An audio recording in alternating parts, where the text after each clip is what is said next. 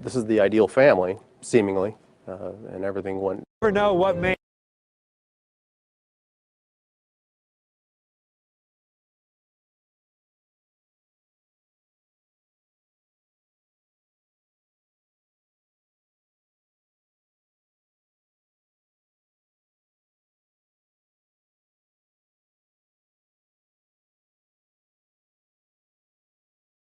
This is the ideal family, seemingly, and everything went terribly wrong. We may never know what made David Crowley finally snap. Certainly the conspiracy theorists will fill in some of those gaps. 10 things that prove David Crowley is innocent. He just lost his way, financially lost his way, life, stress. David's blood is not on any bullets. His DNA is only on one, item 57.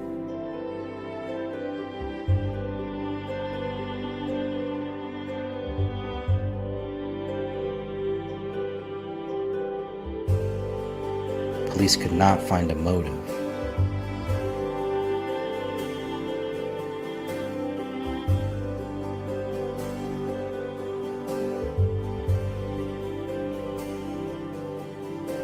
David was planning for the future.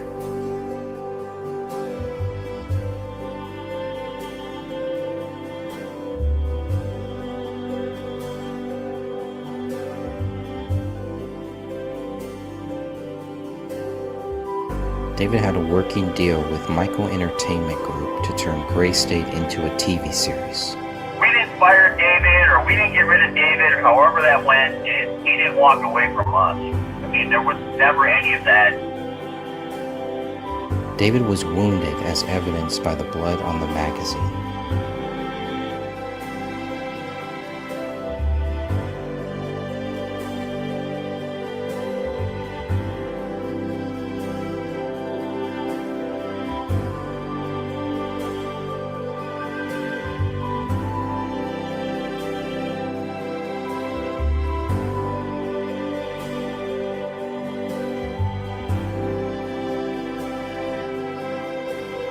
The lack of David's prints at the crime scene.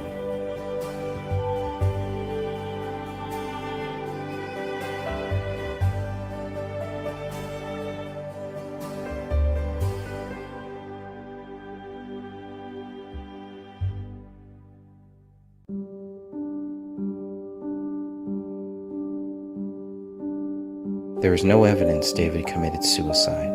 Well, a poet once said, the purest products of America go crazy.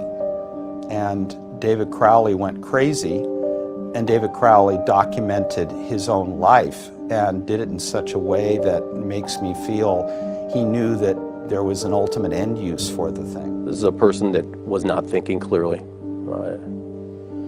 committed a horrible act by taking those lives. And his mind at that point was deranged. He just was not in a normal state. He wasn't thinking rationally. It almost embodied him, almost to the extent of where it would dictate a lot of his thoughts and his ideas and his, I guess, outlook in reality. He looked like he literally was eating, sleeping, and breathing on his computer. Failure was not an option for him. As you sit here today, a year later, do you have an idea of what those final moments looked like? It was horrifying. You have a tragic loss of an entire family.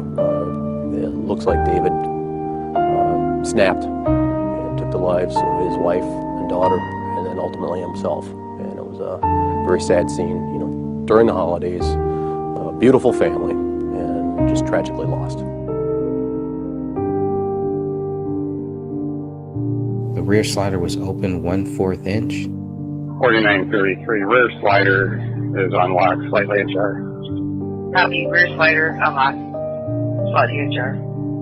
The initial reports here was that it was a murder-suicide. I have heard reports that some investigators may be calling this suspicious at this point. That may just be, you know, people hoping that it's suspicious. But I'm hearing that it may be suspicious. And I also have heard that there is reports of a sliding door that was left unlocked. I don't know how much you can say about the investigation. I know you're following it closely. What can you tell us about that? The only thing I can confirm on right now is Obviously, the investigation's ongoing. I haven't seen the reports about it being suspicious on it. Until we get the full amounts, the full actual reports from the police and what they've come to it, I haven't really, and from what we're getting from, like I said, from communication with the family and from some other individuals I'm not going to name, who are kind of coming forth with their own story, I'm just going to probably just stick to it as what the examiner said, as it being a murder-suicide at this point right now. Anyone could have entered or exited without forced entry.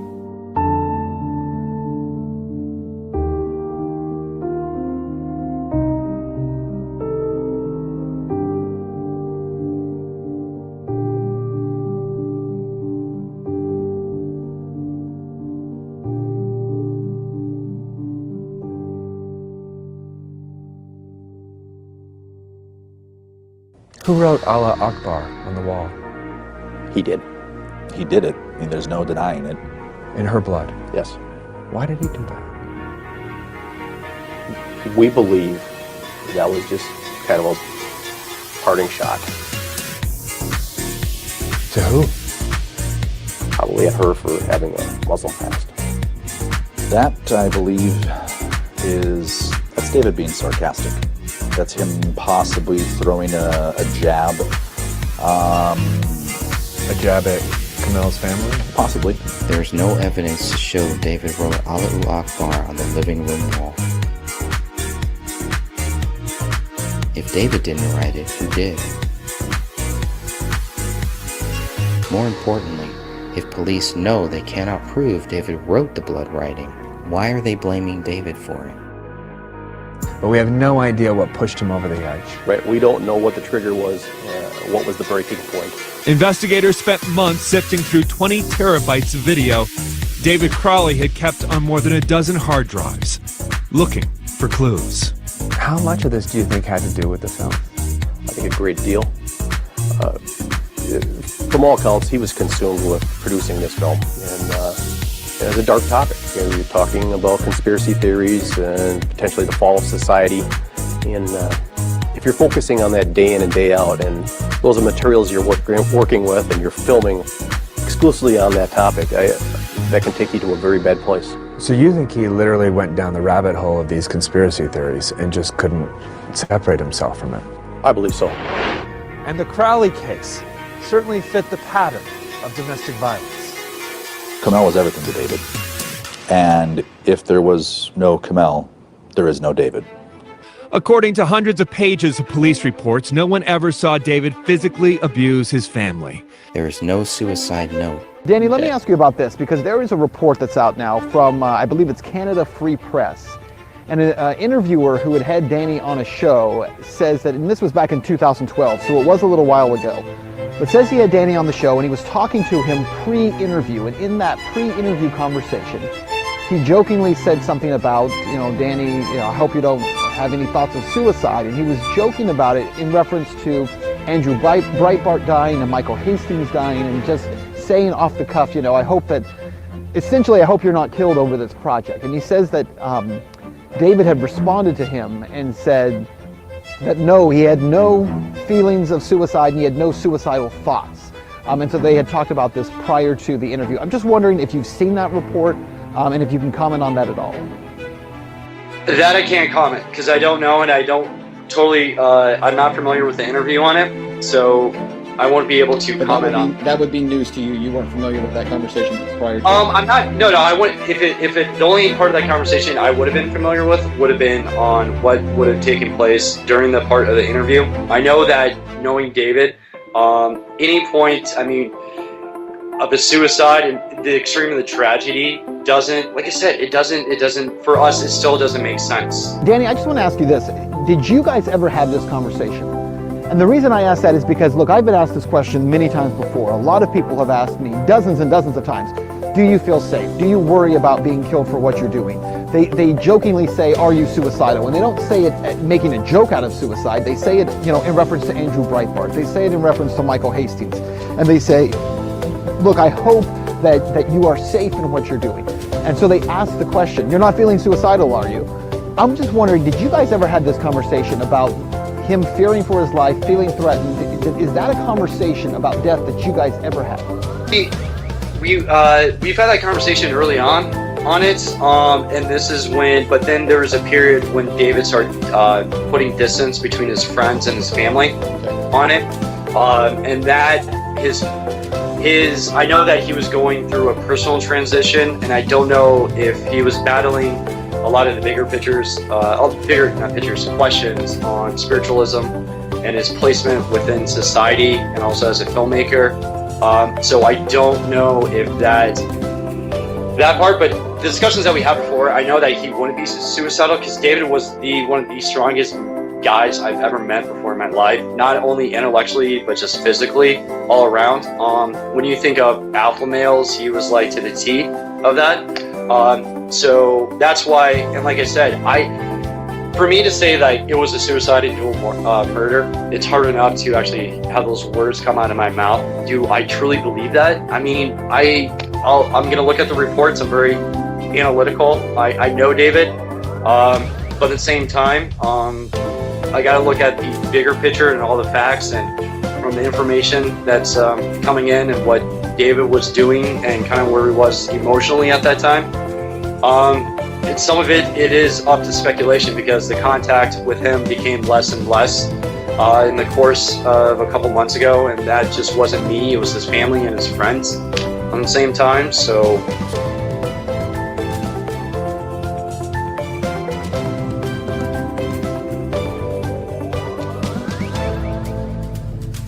To have a suicide note, first you have to prove David wrote one with his handwriting. Even if we assume the handwritten note in the office was written by David, it is not a suicide note. Police never call this a suicide note, and rightfully so. There is blood all over the notepad, and there is a bloody print matching David's left middle finger.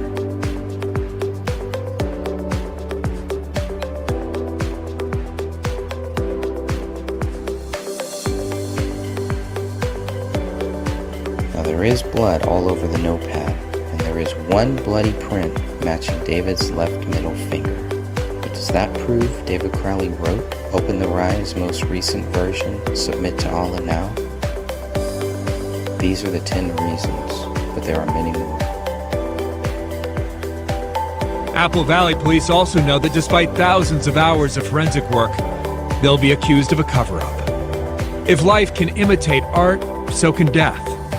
David Crowley leaving behind a legacy of paranoia, revealing just how dark the gray states can be.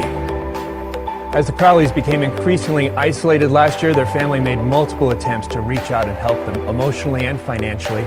Family members on both sides declined to talk on camera. Quite frankly, they're afraid they'll be harassed by some of these conspiracy theorists out there. I can see how getting that news out and people relating that I'm not suicidal, and with a lot of people who are within the world of conspiracy and saying that he was, outed by the government. I don't think he actually was outed by the government on this because of, like I said, the relationship and you being an outsider and us being close family. But I know that we're working thoroughly on investigating it, and we know that we have a long road ahead of us. And it's going to take a lot for us to fully digest the actual claim of a murderous-suicide at that point. So, yeah, until I get all the facts in, and I know that his family feels the same way, and I know his close friends feel the same way. Like everybody else, it still doesn't sit right because we don't want to believe it in it, and but we just don't want people to do anything stupid on it and use it for a justification for some other tragedy. This has nothing to do with Islam, but everything to do with a man that lost his way and ultimately killed his wife, his daughter, and then himself. What Werner Herzog brought to this project for me was a constant reassurance that I wasn't completely crazy in pursuing this project. The problem is if you're looking to Werner Herzog for a reality check on craziness, you may be kind of in the wrong orbit. And in this project, I went through everything, and I had a small team of editors who were putting together the various sequences from Crowley's archive. So we just sort of saw what was there, and then we became familiar with this vast amount of footage. I call this the feel-bad film of 2017. There is no easy, tidy ending where everything sorts out, we all sing Kumbaya, and the Wookiee gets a medal at the end of the film. It's not that. It's meant to be chewed over. It's meant to be watched twice. It's meant to be dissected. It's meant to be analyzed.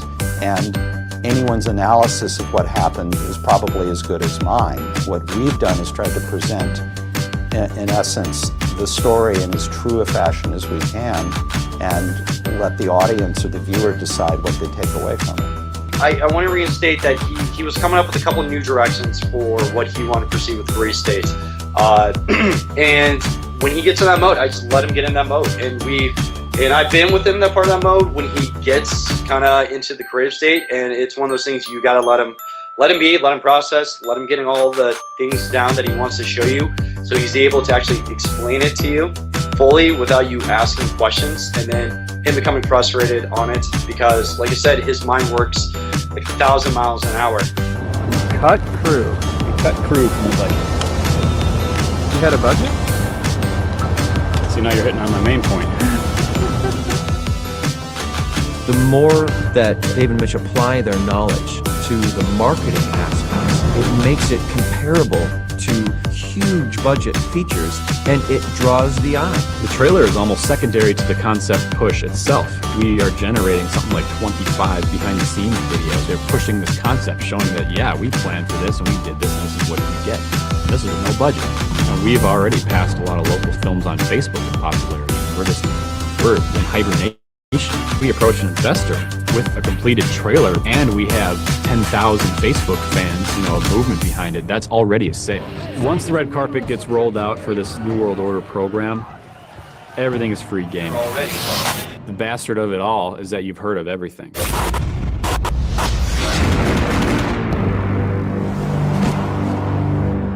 Americans believe that they can't do anything.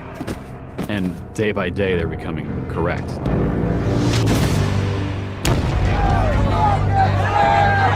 It's a game of numbers, and we're losing.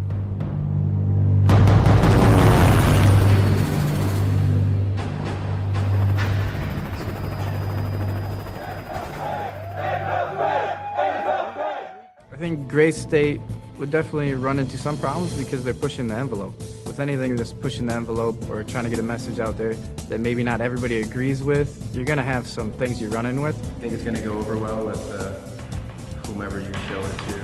I think it'll go over well with them. Whether they want to actually give us money to do it, who knows?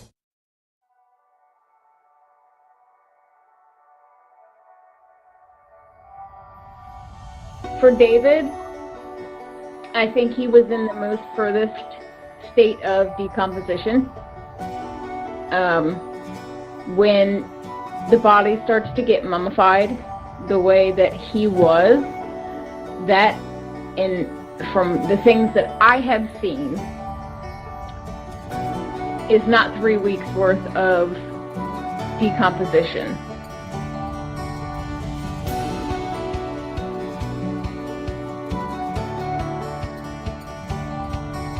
They were in, I would say, maybe a week to maybe a week and a half, from what I've seen personally, into decomp, with the bloating, the skin slippage, things of that nature. David was way too far into his decomposition. If I had to put a timeline on him, he would have been more 3 to 4 weeks into his decomp, because that's when you start to see the mummification. The he had mild bloating in the abdomen not mild, but he had the bloating in the abdomen. It was mild, yeah. It didn't get to the point, as you know, they will push, but he wasn't nowhere near that stage. There was no putrefaction. There was lack of fluids that the body will expel. It's called purging. Mm-hmm. I didn't see that really in all three of them. The lack of blood also really kind of set wrong with me, especially for suicide, murder, suicide, because I've seen that personally with my own 2 eyes multiple times. Where does the project stand? What can you speak to as far as that goes? What do people need to know about where it goes from here? Because this project obviously bigger than just you or even just David. It is a project and a labor for a lot of folks. Just wondering what you can tell us as far as the future of Gray State. For all the fans who've been supporting us, we couldn't have done it with, without the help with you guys. We're going to be, and this is going to be also the representatives of Gray State. For our own personal dealing with the matter and coping and making sure we're at a good spot, we're going to go black for a while until we can fully understand where the direction is going to be. Because a lot of the vision behind Gray State was David, and we don't know how to, until the extent we can get the full idea where David wanted to go with it. I want to get to that point and then make sure we can stick and make the purest, best vision that David wanted for it. Because that's what David deserves, 100%. I mean, there shouldn't be any kind of sidestepping that at all. I think there will be something that will come from this. I don't know what it will be right now, but I know that we won't stop at it. I know that it will take, the Gray State will take a new shape and form, but we won't compromise. I know that, because I won't in general, because I feel like I'll be compromising a good friend and a visionary, and that's what David was. Now, another thing that I want to kind of go a little bit further what Sophia was just asking, because on David's autopsy, it clearly states marked autolysis, and Kamel and Rania are just autolysis. Now, in the medical field, and I'm assuming it's the same for you, words mean something. So when they put marked, it's for a reason. So they're saying that they've noticed it's more advanced. Is that what you would expect? Is that your understanding as well? That is my understanding. Words definitely do mean something when they are, when they're different. If you've got a whole case like in this instance, where you've got one victim that has that marked, in there, and the other ones don't, that's very telling that he had more than the others. Which again, in my opinion, just my opinion, he was first. Yeah, and that's what we've been saying. Sophia and I have been saying this for a long time, and again, we've taken a lot of heat, but we've been reading these reports and looking at the photos, but really, when you pay attention to what's being said, they're telling you the order. So that's why we're very vocal going, no, wait a minute, David died first, not Kamel, not Ronnie, David did. So if he died first, how did he kill them? And yet we can't get any answers from anybody like that. Instead, we get poo-pooed and made fun of and said, oh, you guys are crazy, you don't know what you're talking about. And it's like, wait a second. So when you offered to come on, you have no idea how happy you made us. We're like, hey, somebody who knows. Not that we were expecting you to say what we were saying, but we knew you were going to say what we were saying, because in the medical field and how death goes, it only goes a certain way. It can't go one. It can't go one or the other. It is very specific how it happens. No matter who you are, no matter how you passed, the stages of decomp and disposition, it's all the same.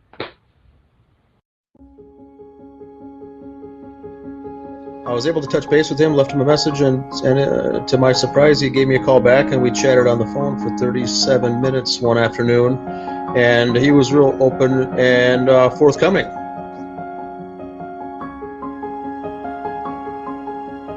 At the end, he asked me, directly, do you think David did this?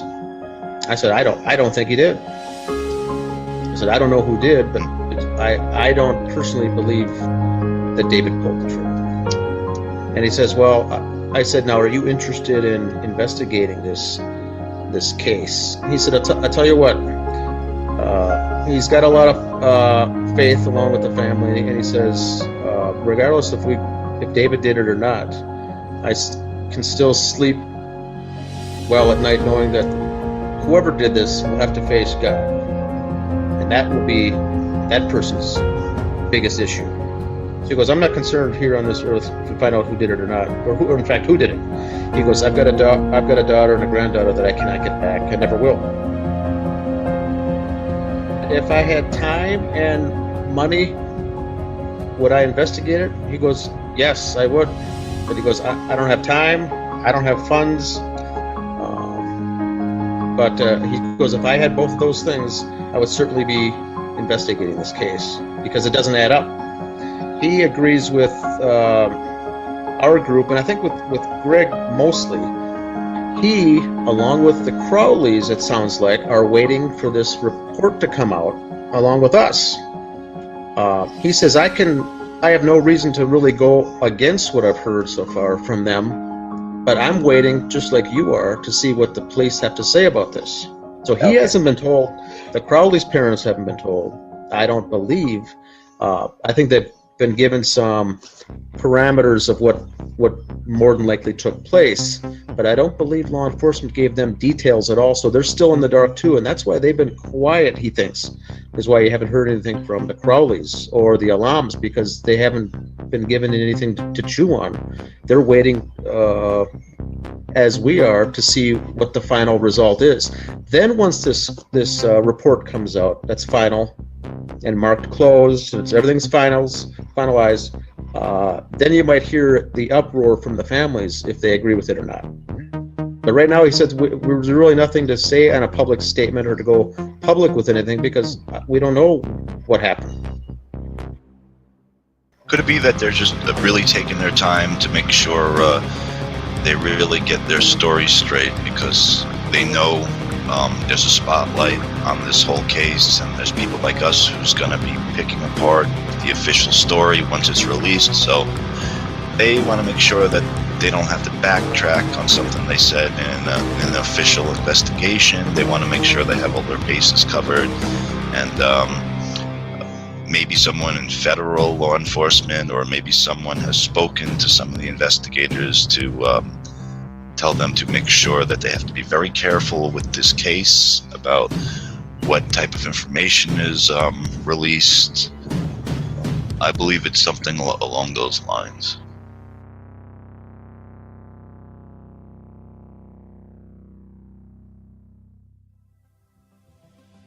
Mr. Alam did not speak to any of the family. Sidra was the sole person dealing with everything. Miss Alam was really sick at the time, and they were in Dallas in another hospital. So Sidra basically told Mr. Alam, don't worry about anything. I'll take care of it. You worry about Mom.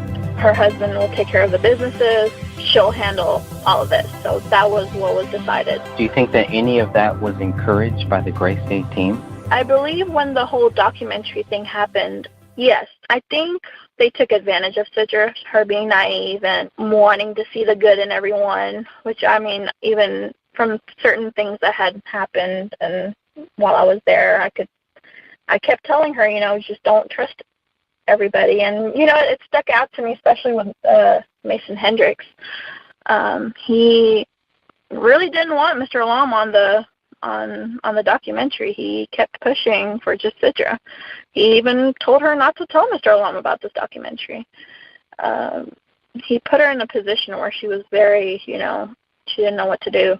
But yeah, I definitely think they kind of liked that they were just dealing with Sidra and not Mr. Alam. Because in all reality, if Mr. Alam had been dealing with all this would have been a whole nother thing. It wouldn't have transpired to all of this. It wouldn't have gotten to this, especially with the documentary.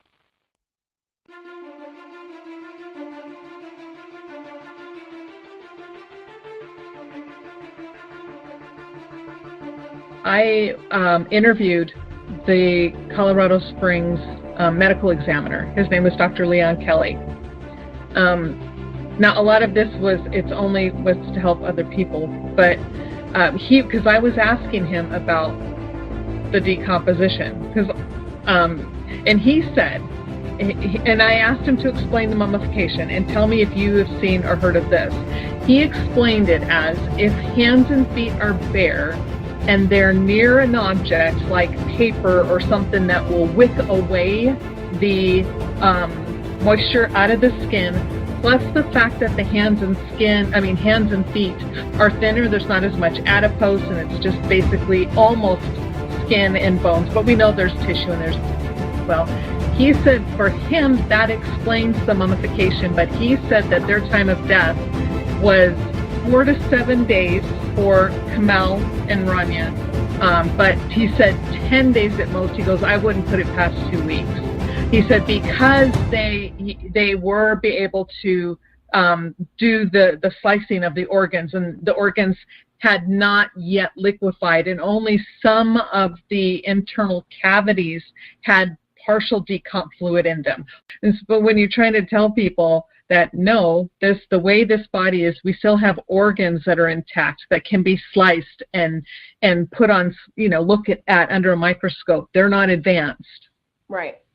Yeah, no, I would say in my experience seeing someone in a severely advanced state of decomposition, most of the biological tissue is non-existent.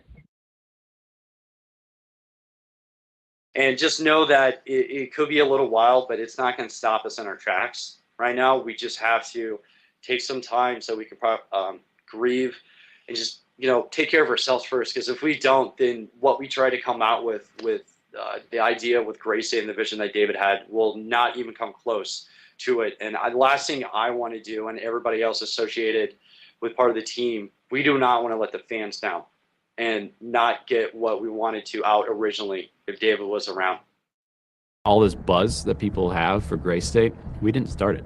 We just started shooting. We started doing a scene here, a scene there, involving people that we wanted, and it just generated from there. The people who have worked on Gray State already are like evangelists.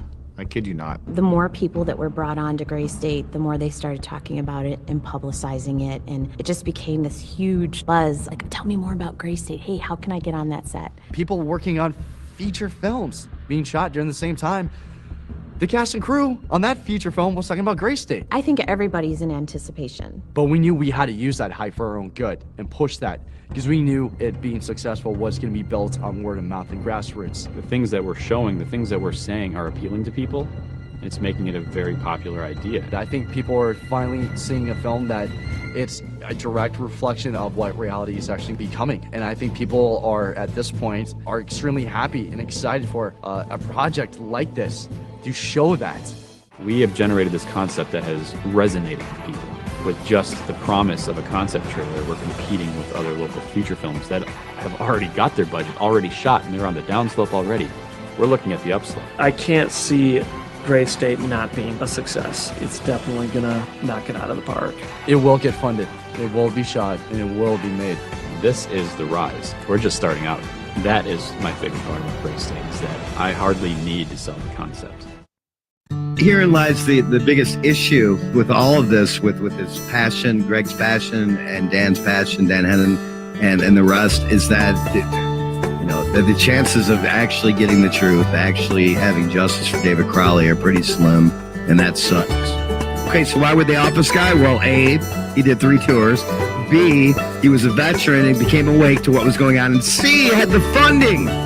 So supposedly this guy lost his mind and decided to kill himself, his young daughter, and his wife right after he got the funding to make this movie, which would show nothing you've seen on Netflix, nothing you've seen on Prime, nothing you've seen will expose what he was exposing. Because he was showing you straight up, and this was the scariest thing, I think, to people, was that they're watching your every move. They're watching you through your devices. And they called people like Alex Jones nuts for talking about this. And that was a fact. But they were showing you there's actually people in the room. Anyway, again, I got to calm down, because it's been a long time since I had a chance to talk to this. But what David Crowley was going to expose what was more than the general public probably could handle.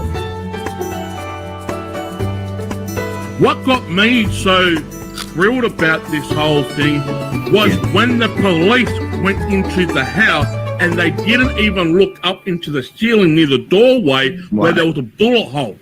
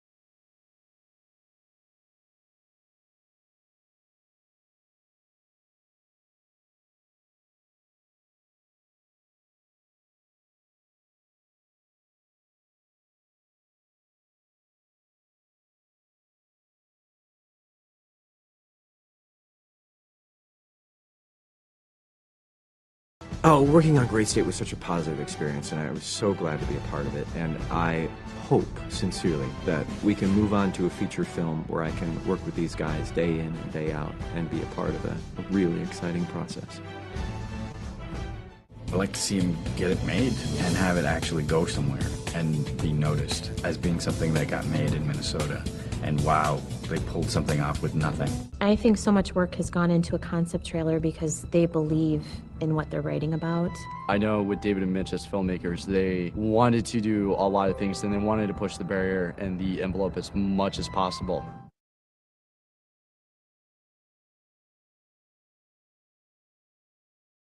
Hey, Eric, we do have that 911 call in the private chat here in StreamYard. I got to get my freaking recorder ready, man. So I can record it too right now. You know, if they wait any longer to do this film, they're not going to be able to find anybody they could even see after all these people getting vaxxed and all that shit. Yeah. I mean, they're not going to be able to use a camera. I've thrown it out there with Greg. Greg, how can we pick this script up? And I really think once his name gets cleared, it'll be a green light. You think it will? Yep. Police and fire, I'm Yep, coming through loud and clear. Yes, this is Judy Procknell, and I live at 1055 Ramsdale Drive. Yes. I think there's been a murder or suicide next door. What's going on? Well, wait. What? Can we pause? What? What? Hold on. What? I think there's been a murder, suicide. She really just said that. My bad. I should just let it play. That's the part. It could happen. I mean, I could see the people I know. I could see that happening, but it does sound fishy. I mean, I think there's been a murder. Okay. Yes, this is Judy Procknell, and I live at 1055 Ramsdale Drive. Yes. I think there's been a murder or suicide next door. What's going on? Well, we've noticed that they haven't been around, and there were Christmas presents on the stoop. So I went over there, and there's a dog in the house, and there's definitely some bodies in the living room. Oh, okay. Stay on the line with me just a minute. Do you know what their address is? 1055, and they would be to the west of me. Okay, the house. So, 1050 or whatever. okay, so if I'm facing and looking at your house, Judy, would it be the house to the right or the left? And look at those Christmas presents. They've never been touched, and they're still wrapped. They've been there for how long? Well, those were actually stacked up. So those are not how Colin Procknell found them. Colin Procknell said that they were actually scattered, and so he goes up to the door and he stacks them up. And then he's well, first like, oh, maybe I'll take them back home. Then because we always go to our neighbor's house and stack their packages. Yeah, stack them up. Got it. Yeah. The neighbor came over and stacked them back up because that was one of my points of contention a while back. Was the fact that how could they just be still stacked like that after 2 weeks in the winter, So in the wind, and that even makes it goofier. I went over and I restacked their bag. Look at you, stacked them all nice. Got the this is insanity. Yeah. Now, Greg, at what point did the neighbors say they went and stacked them up? Is that they stacked them up and then looked through the window, and that's exactly okay. So they stacked them up like that, and then looked at got it. Thank you. Yep. Right. What are you seeing in there? it looks like there's a pile of bodies and one, like the head is eaten off. Oh no! I'm killed by the dog. And Again, from the crime scene photos that I've seen, with the limited vision we can see from the bodies, you cannot be able to see that. I'm overanalyzing. This is insane. We're only a minute through, Greg. Thank you. I cannot thank you enough. This is Judy, and I live at 155 Gramdale Drive. Yep. I think there's been a murder or suicide next door. Okay, why would she say that? Do you know what their address is? Well, I'm 1055, and they would be to the west of me. Okay, so how so? So like 1050 or whatever. So she doesn't know the address? I mean, it's right there on the front door. To the right, what are you seeing there? It looks like there's been a pile of bodies, and one looks like the head is eaten off. Whoa. Eaten off. Not chopped off. Not missing. Eaten off. Not blown off by. Right, not blown off. Anything you could say. Eaten off. Got it. The dog did it. Right, of course. Oh no, Judy. Wait a minute, dog's not gonna eat the head off. It's gonna eat everything but the. Oh my god, there is skull on the. Anyway, 2 heads, by the way. Two. Oh no, I surprised by the dog, and my husband thought they were dummies, but the hands look real in all of it, and they look, and they would have been there since before Christmas. That's how ridiculous. You can. It's ridiculous. Dog had a full bag of food. And when we remember when we went through the crime scene photos, Greg? Mm-hmm. Full bag of food. The dog knows where his food comes from. He would chew through that bag of food. Instead, he chose to eat his owners. I mean, that's just one of the many craziness things. Yeah. And thank you for telling me there's people in here who do not know the case. Because, I mean, this is things that people, ridiculous things. Here's a weird take from me. Okay, now maybe it's the area, maybe it's those people.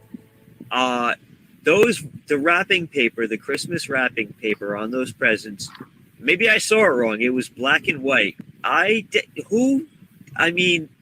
you didn't see wrong is how perfect and how well they looked. I mean, they looked like they weren't touched by the elements whatsoever, laying out there for how many weeks? Whether they're stacked up right or wrong, I mean, they would have been torn up in the winter, especially if they were all over the freaking yard. There would have been animals. It could have came. I mean, it's just. That's the insanity. Let's. You know what? I want to go back to the presents and show you how perfect and pristine they look. After laying out there for how many weeks, Greg? 3. 3 weeks. This is the way that the wrapping paper looks. Are you kidding? You gotta be kidding me. If somebody staged that, they might have thought through what color should I put on these, and there might have been a reason. Someone thinking they're going to be staging a scene doesn't want a lot of attention. They want packages to be there to be part of the narrative, but they don't want it to attract too much attention. So no one would notice really too much if they've been there too long. At least not people driving by who don't live there. There is not one tear that I can even find in these packages after 3 weeks out in the winter. Guys, think about this. And this is how criminals think, the deeper thinkers. They might have wanted to put those there, right, a little later, and they were afraid any color gleam would catch someone's eye and maybe make them get noticed. They did not want to be as noticeable walking up to place those there, so they chose black and white. It kind of blends into the background, blends in. Oh, yeah, good point. Well, here's another thing. When the dog eats human remains, or obviously when a human becomes deceased, it lets go of his bowels. I'm sure the dog definitely dug into that because there's actually food in that. So a dog would definitely eat whatever. Anyway, what it says here is that the dog would have increased vomiting too. So what this is saying is that if this is true, the dog would have vomited everywhere too. No, I don't see any dog vomit anywhere. No, see, that's great. That's the thing too. When a dog vomit, they go back to eat it up. So that's why. Well, and then vomit again, and then eat up, and then vomit. Yeah, you'd see it on the rug though. You'd see those stains. Absolutely, you would. It's just it's just being a dog owner. You know, anyone who's a dog owner can attest to what I'm talking about here. We got Pigeons Returns. G'day, Pigeons, in the chat room. How much weight had the dog lost when found? I can't imagine a distressed dog would have a great appetite. That's what I was thinking. I forgot to say that. From what I'm reading, it'd be dead from eating human remains for 3 weeks. That's what I'm. So, Greg, how much did the dog actually lose in weight when the dog was found and taken to the vet to checked up? Well, I can only speculate on it, but very, very little from what I've heard from sources. Yeah, because we don't know what he weighed to begin with. Beforehand. Yeah, we don't know what it weighed beforehand. But if he was, we do have photos. Yeah. Okay. Maybe eating humans, if it ate humans, it makes the dog not bark anymore because none of the neighbors heard it. But I digress. Let's finish the sucker up. And there is a $14,000 check in that brown bag right there. Really? Yeah, from David's dad. And Greg, what about the newspaper that was found in the letterbox? Yes. So there should have been 3 newspapers. There was only 1 that was found there. There should have been 3. Oh, the dog's been Judy probably grabbed them and was reading it. The dog took the papers and started reading, I guess. We know he's a fast learner. Well, he needed newspapers to read while he was sitting on the toilet, crapping in the toilet and flushing it to get water. I mean, uncertain. It is, and we have to do this because it's that ludicrous.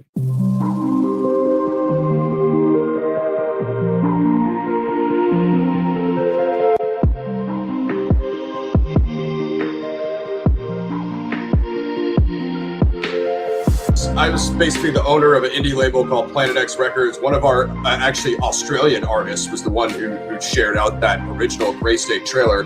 That's how I saw the concept trailer. So he put me onto that. That was around the time the crowdfunding campaign was going.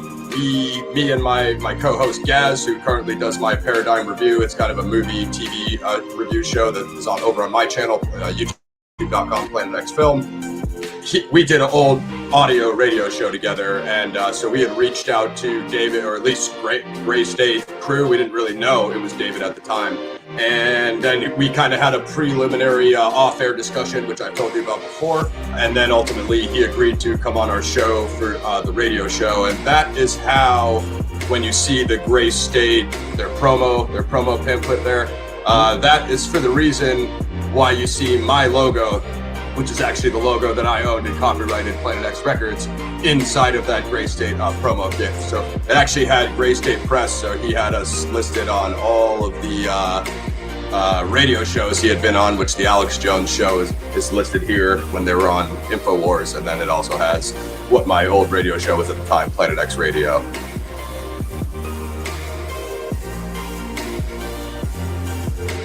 As for what the funds were for, as I was saying, those are pre-production funds. That's just David's writing, prepping the script, travel back and forth from California, trying to get it in front of producers, trying to get it in front of studio.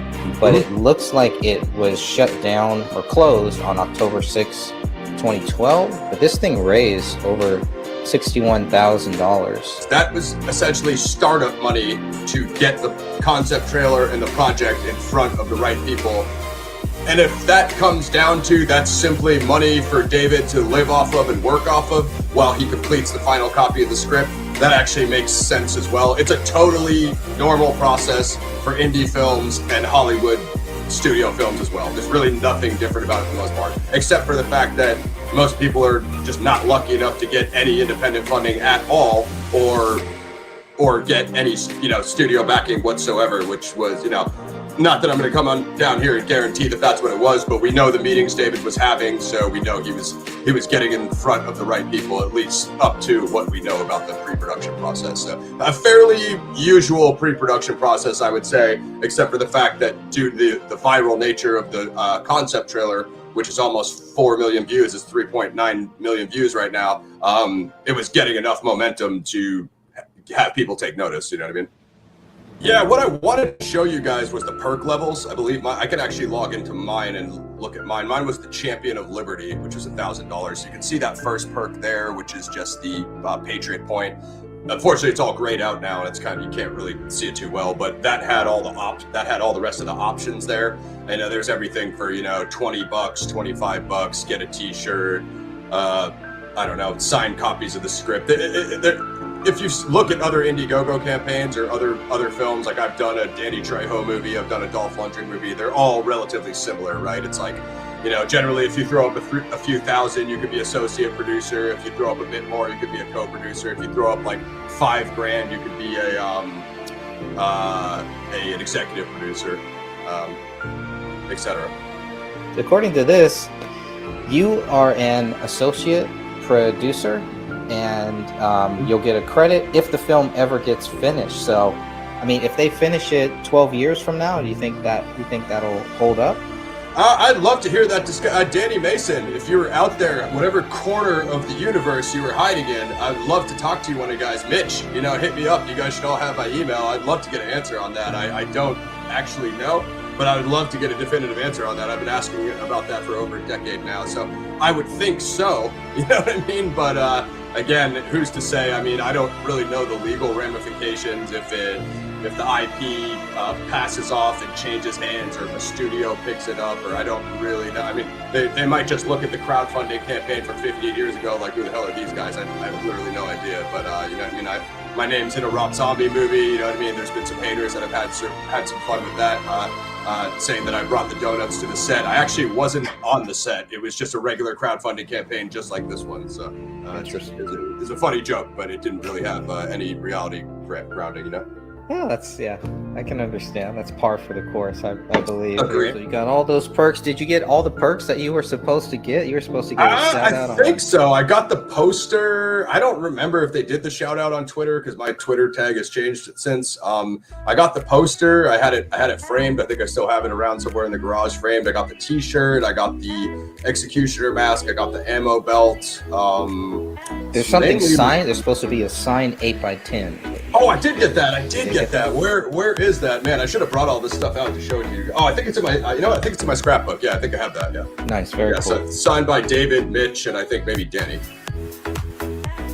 And I had the list of all the contributors with their names and how much. So I think there was like one guy that threw down the 10 G's that I was telling you about, and I think there was maybe two more that threw down 5K, and then there was like quite a few that threw down 1,000. Here is the actual press kit here. Those are chemtrails up there, right? I would say so. I always thought this was a fascinating photo. Like, what are they all looking at here? What is supposed to be up there? I would say the chemtrails. It's really fascinating how much this story changes too. How all of this changes at some point. I wonder how much is that as a result of David's meeting with the Mikes. You know what I mean? I don't know if they specifically told him to change plot elements, so he started gearing it to more to what would, you know, bring it to fruition, or if that was just a personal choice. I don't think there's really we don't really know much about, you know, that transition. So this is all about getting that funding. The first Indiegogo campaign yielded $62,000, which will be used to hire the necessary above-the-line professionals, lawyers, producers, marketing specialists, professional script analysis to propel Gray State through the conceptual stages into pre-production, which is basically what I said, not quite so eloquently. This initial effort will give the core Gray State creative team the resources to develop a professional production schedule, a script breakdown, and begin seeking major financing and distribution deals.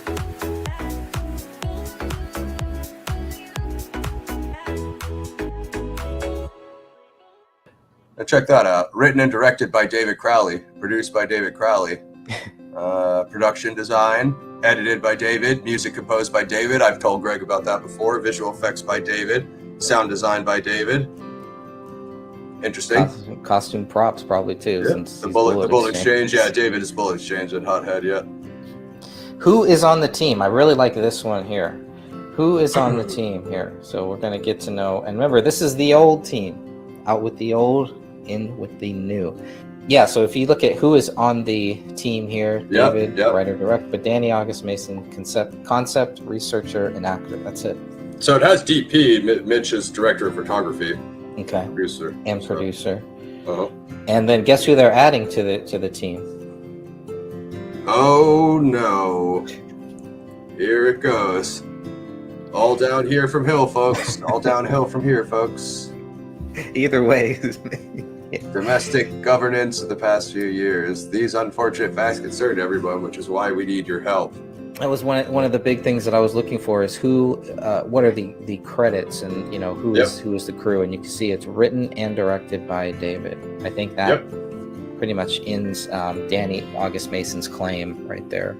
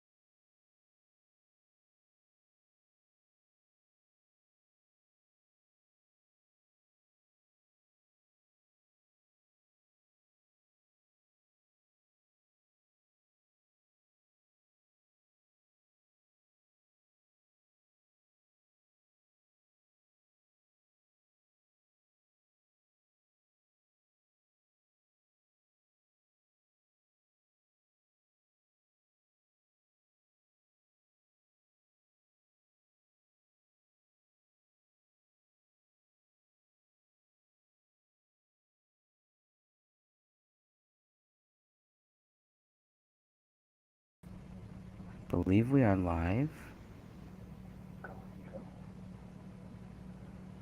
It says waiting for. Yeah, I see you. Okay. Why do I hear myself? It says waiting for. Okay, there we go. Autoplay. Wait. I see you. Why do I hear myself? How's it sound on YouTube? Okay, there we go. Sounds like Charlie Brown. Does it? Yeah, why do I hear myself? Damn it. Okay. Let's see what to do this here. Yeah, I mean, I could hear you before on YouTube, of course, with the delay, Okay. It was just weird I could hear myself. Yeah, I mean, I could hear you before. See, now I can hear you for some reason. We should.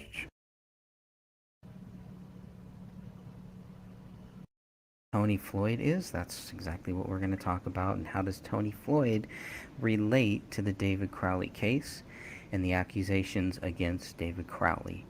And if you want to go directly to the website that we're going to reference, just go to crowleyfamilydeaths.neocities.org. Lots of documents, lots of things that we found there A couple days ago, Tony posted into the Justice for David Crowley and Family Facebook group, and that's what we're going to be talking about tonight.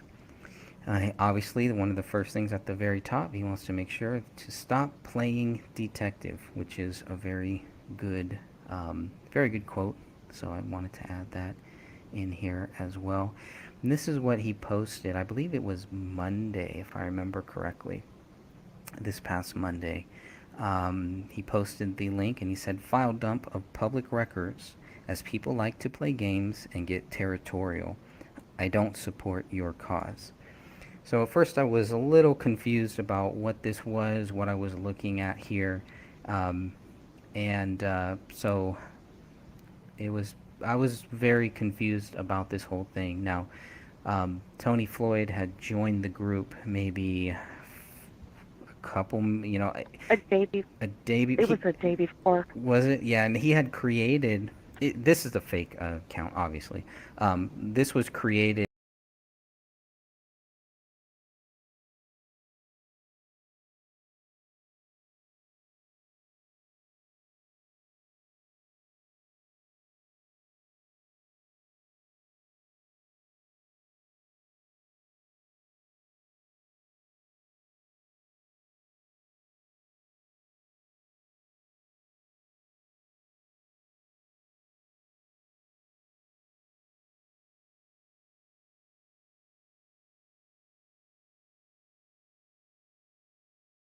Quran was found on the living room floor, open to page 995.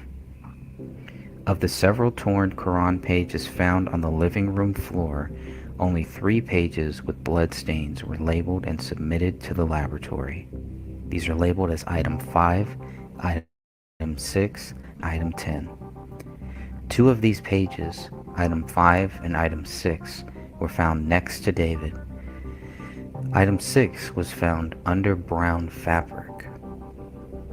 The other page, Item 10, was found on the opposite side end of the living room floor next to Kamel. Looking at the BCA lab results, the Quran and the 3 pages were not tested and not mentioned further. In fact, the Quran was barely mentioned in the Apple Valley police reports. Initially, aside from one image of the living room wall, all mention of the blood writing, the Quran, and the note in the office bedroom were redacted from police reports. Even when the Quran was mentioned in BCA documents, it was simply referred to as a book. This is the Quran found on the living room floor.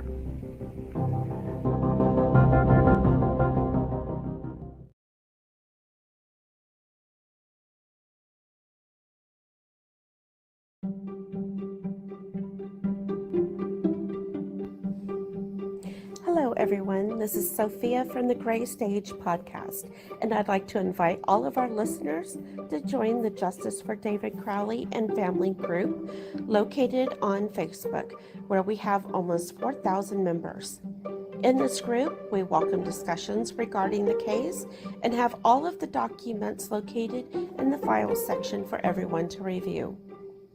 If you like, you're welcome to visit Greg Fernandez Jr.'s website called The Gray Stage. It's located at thegraystagewordpress.com. You can find his book and all the official documents for this case at his website. Lastly, I'd like to introduce you to Catherine Michelle, who's a part of this podcast. Catherine Michelle has a YouTube channel under her name, where she mainly discusses the Crowley case. So please feel free to stop by and give her channel a like and a listen. Until our next podcast, keep seeking the truth and justice for David Crowley and his family.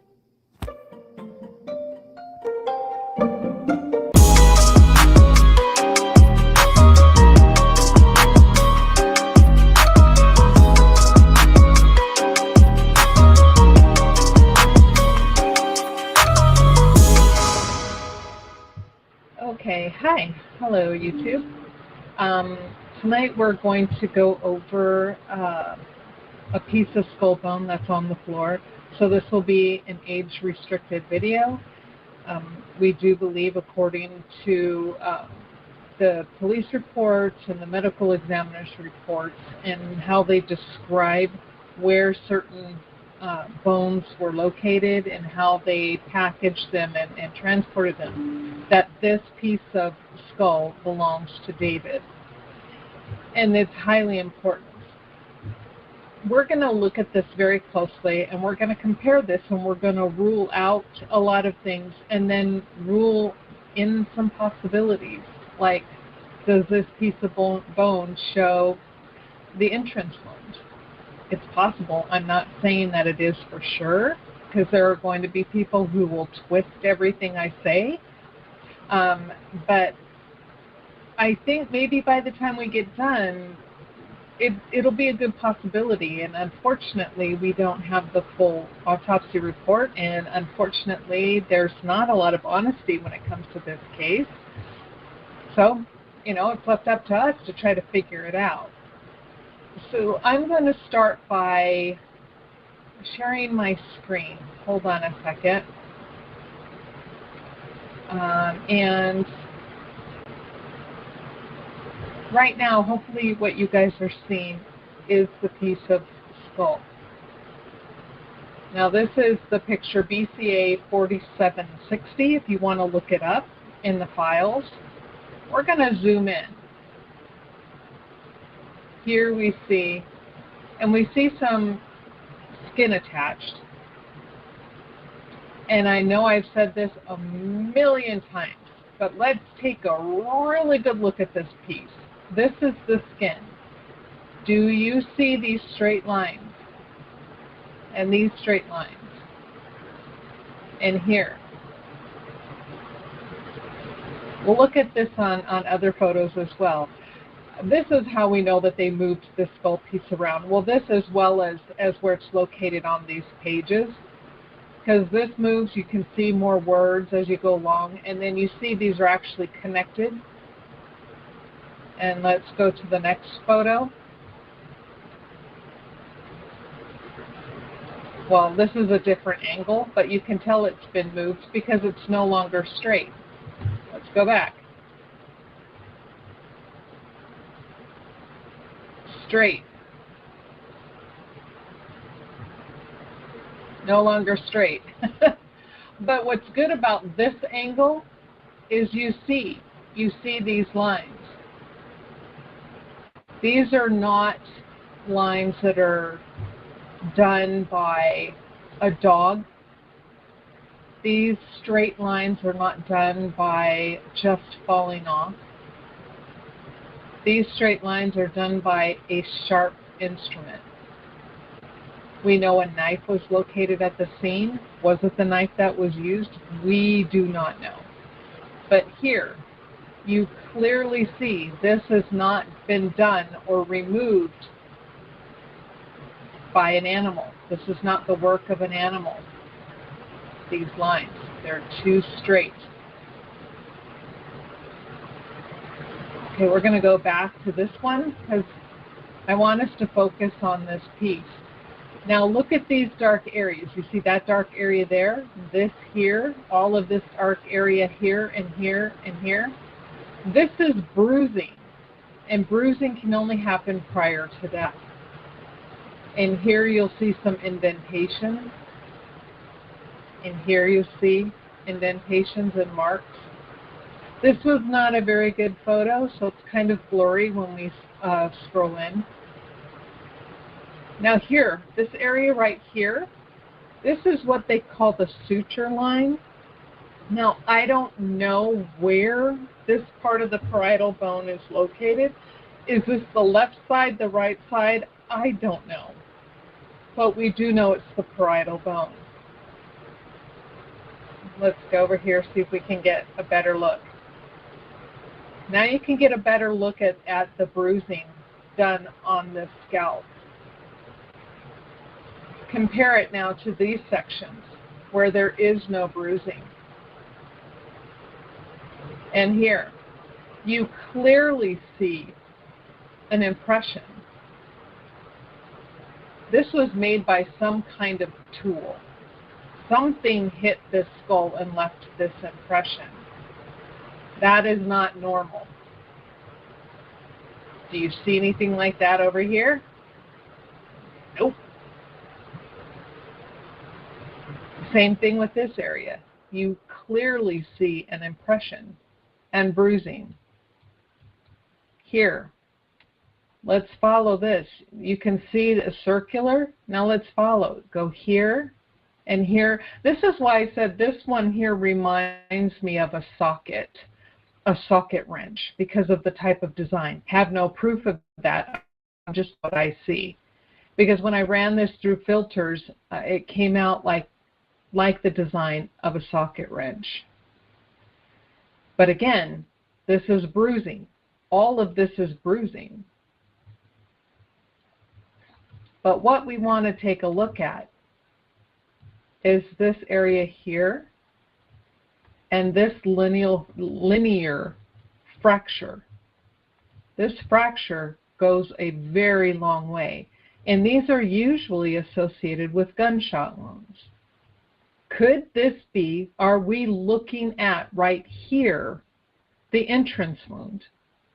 It is possible. Entrance wound chipping away some of the other part of the skull and skin, and then fractures. One fracture all the way down. This is what I question. And no, this is not, I know at one point I heard someone say that they thought that this was one of the typical suture lines on the skull. This is not a suture line, and we will go through that in an anatomy photo. This is actually a linear fracture, and it's coming off of this defect right here. Now, these right here look like this is where the suture line was. Is this the coronal or is this the lambdoid? I don't know. Again, because I'm not that well versed in what these bones look like when they're removed and at a crime scene. I'm only just guessing, but this would be the suture line area. This is not. That much I do know for a fact. Let's get closer look here. Again, the same thing. You can clearly see the suture marks. Is it lambdoid or is that the squamous or sagittal? I don't know. Squamous would be the side where it connects to the temporal. Sagittal would be the top of the head where it would connect to the frontal bone. And lambdoid would be is it connecting to the back of the skull where the occipital would go? I don't know. But that would put this, it's still, regardless, if this is indeed an entrance wound, because you can see where it's kind of, the damage is going in, it's not coming out. And then the fracture radiating from that, it puts it not on the side of his head. It would put it at the top or the back of his head, which makes a huge difference, folks. AKA, he didn't do it himself. So again, you can see where it's, if it was coming out, this would be gone, and it would look different. This looks like it has the beveling going toward the inside, like what you would expect if a bullet is entering. And again, this is a fracture. But let's look at these marks again. Look at this. These are indentations. These are impressions left on the skull. Here, an impression left on the skull. And this whole section looks like it's kind of indented. This whole area here, bruising. All this dark area is bruising. That's a bruise. And if we look here, let's see, you can see another one where it looks like it has the markings of a wrench. Okay, I think that's it for those photos. Now, let's compare it with the parietal bone. Here we have a parietal bone. Right here, this is the sagittal, I think. No, coronal. This is coronal. Up here would be sagittal. This is the squamous. These are the sutures. They call the lines where it connects a suture. So this is the coronal suture. Do you see how it kind of gets jagged and kind of crazy there? Which is what you see here. See how it gets kind of crazy and pointy? That's what it looks like. Now, this is an actual skull. This here would be the sagittal. So could it be the sagittal? It could be. Like I said, I don't know. This here would be the coronal, so frontal bone, and this here would be the lambdoid suture because it's the occipital. So it's either this side or this side. So it must be the right side. It would have to be, because I think they have no, that's the left side where they have the temporal bone. So I don't know. Now we know it's not the temporal bone because here's what the temporal bone looks like. Compare it. Does it look anything like that? Nope. So we know it's not the temporal bone. Is it the occipital bone? Here's what the occipital bone looks like. Oh, well, let's go back here.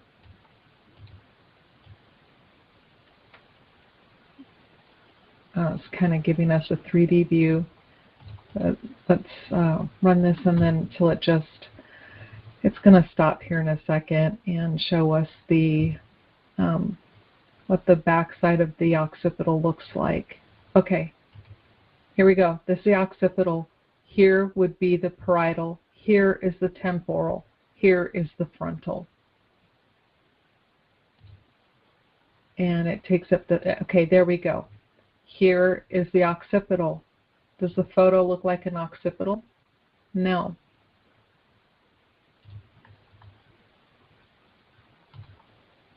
So it's the parietal. And again, with a linear fracture. And is this section right here the entrance wound? If it is, this would probably be the right side, because I do believe they have the exit wound, and the exit wound is on the left side. And where the parietal bone is located, this is the left side of the skull. I don't think they show a right side, but this would be the right side. So is it coming from here? Is the shot coming from here or here? But so we know that he's not going to put a gun up to the top of his head and shoot himself there or here. That had to have been done by somebody else. You know, they want you to believe that it came from this side and that he put the gun to the right side of his head, but that's not where that wound is. You know, again, and then plus you have these indentations here. You clearly see marks of some kind of tool and bruising. What happened to him? And this, I think, is very, very clear, especially, I mean, look at that. That is an indentation. That is a mark. That is an indentation. That is a mark. What left those designs? And it bothers me that nobody seems to give one flying flip what happened to this man. It's easier to call him a murderer when look at his skull. Look at this. Here, we have more indentations. Here it looks like a wrench. These look like 3 separate types of tools. This design is different than this design with little diamond in the middle. These designs are different than this design. Is this one tool or, two tools? I don't know. This is a weird design. I don't even know what could have caused that.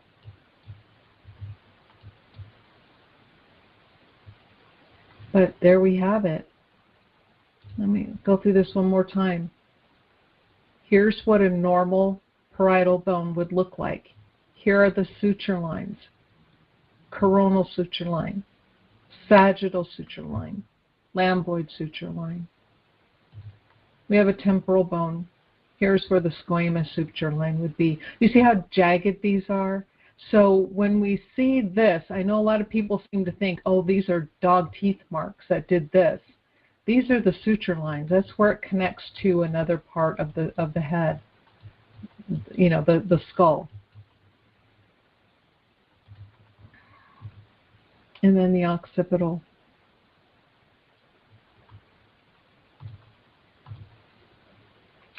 There we have it.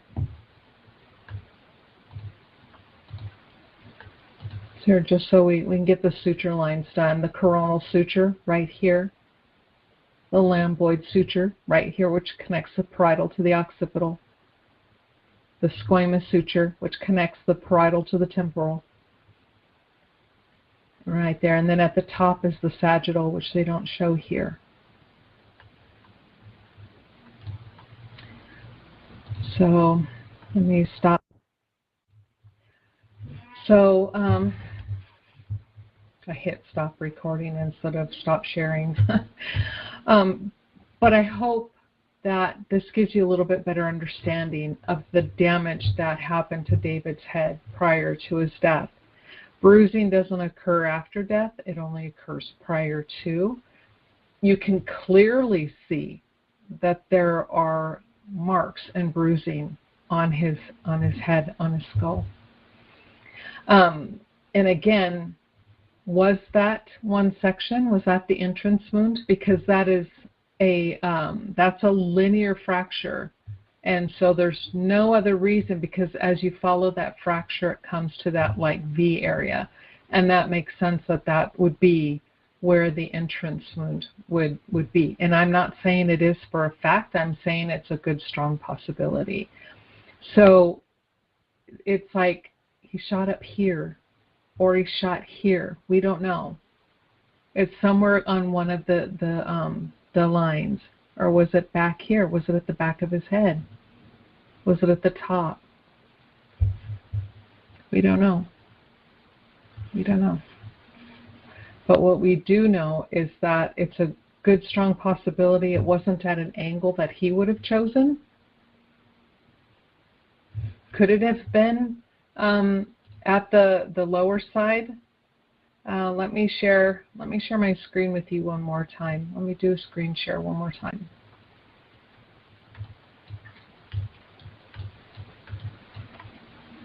Here it is. But I don't know what part of the head, scalp, or neck this belongs to. But along this suture line, and this looks like it was broken off. Again, this really piss poor photos. God, these are horrible photos. Excuse my language. Yeah, look at that. But this here, these are the suture lines. And that definitely doesn't look like the side of the head. I don't know if you guys can still see. Hopefully you can. But if you can see this, you can clearly see that there are no areas that match this on the temporal side. So was it where it meets the top of the skull? Let's see.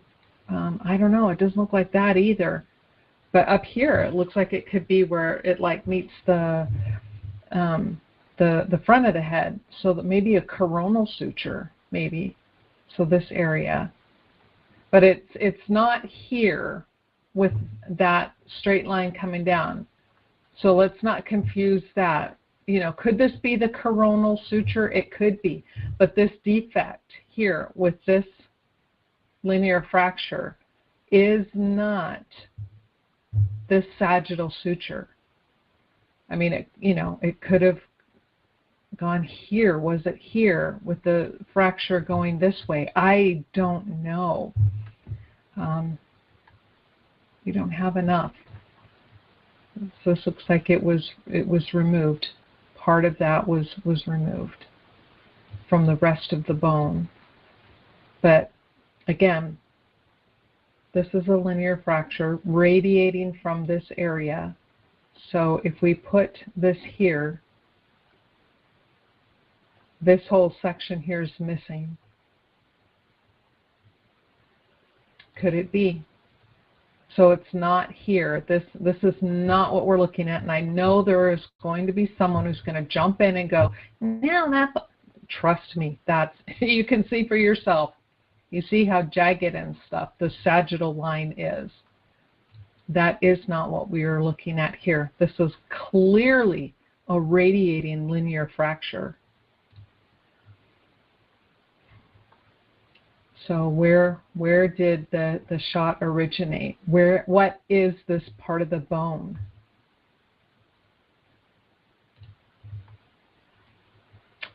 We don't know. But again, and that's this one last thing we're going to cover before I wrap this up. Again, is the skin. You see how straight this is. And again, we'll see that they've moved these skull pieces, the skull piece, time and again. Here we see more of the sharp angles. The other one, it was straight across, so we know they've moved this. This was moved. There it is, these sharp angles. This is definitely done by a sharp instrument to make these types of lines on the skin. And it was moved even more. Now we have more of the skin here. But again, last time, these dark areas, bruising. What instrument left that mark?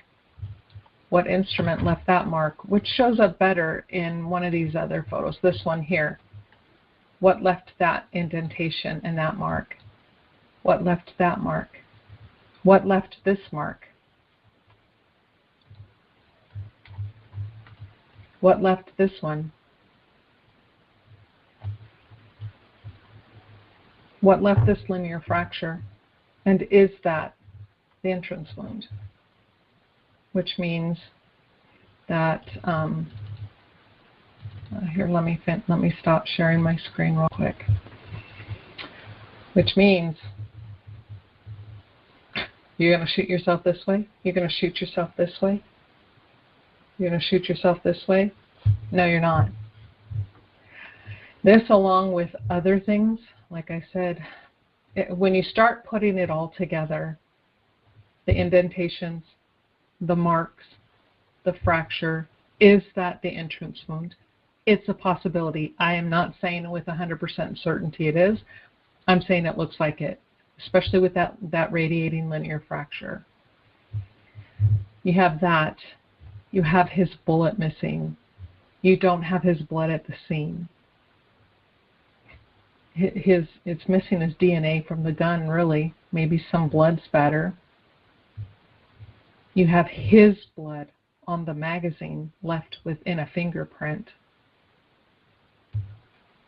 How?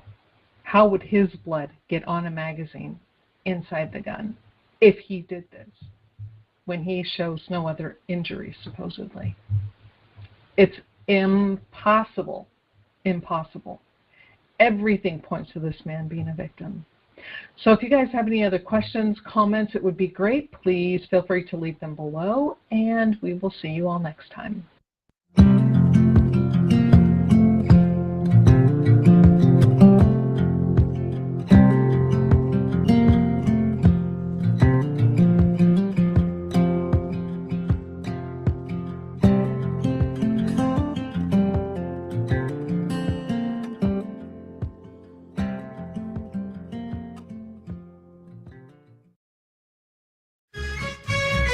Just sit right back and you'll hear a tale of a fateful trip that started from this tropic point aboard this tiny ship. The mate was a mighty sailor man, the skipper brave and sure. 5 passengers set sail that day for a 3-hour tour, a 3-hour tour.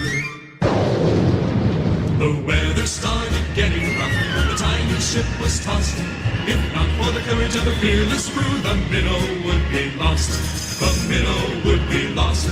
The ship set ground on the shore of this uncharted desert isle, with Gilligan, the skipper too, a millionaire and his wife, a movie star, the professor and Mary Ann, here on Gilligan's Island. So this is the tale of our castaways. They're here for a long, long time. They'll have to make the best of things. It's an uphill climb. But first mate and his skipper too will do their very best to make the others comfortable in the tropic island nest. No phone, no lights, no motor car, not a single luxury. Like Robinson Crusoe, it's primitive as can be. So join us here each week, my friends. You're sure to get a smile from 7 stranded castaways here on Gilligan's Island.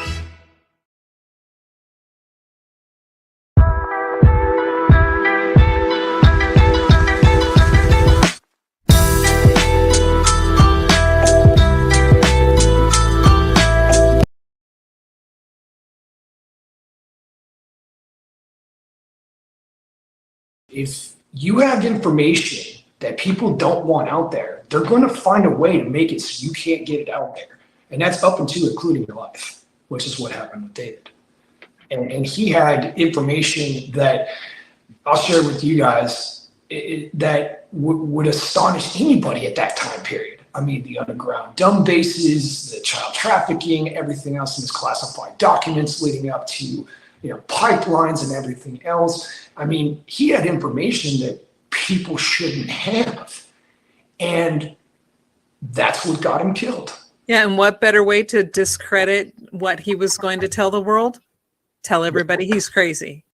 The October Surprise, the Gray Stage Podcast, episode number 40. Justice for David Crowley and family. This episode features Dan Hinnon, Greg Fernandez Jr., Catherine Michelle, Stephen Sanziri, Crip Rick, and a retired U.S. soldier who served with David Crowley, Mr. Matthew A. Nicolai. The question: were David and Kamel expecting Sidra to arrive at their home on October 18, 2014, or was it an October surprise? There are 3 cars involved in this case. The gray Toyota Corolla LE. Here's an image of the gray Toyota in the Crowley driveway taken before the deaths. This is from David Crowley's Day 1 journal.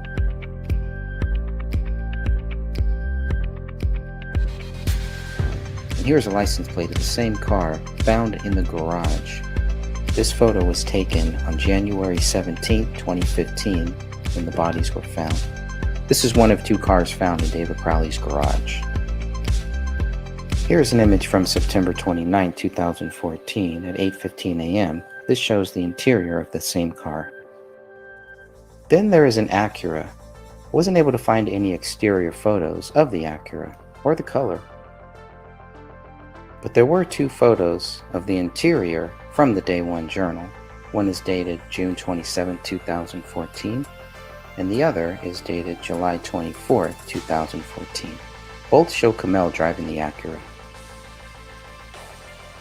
Then there is a black Toyota Corolla SE.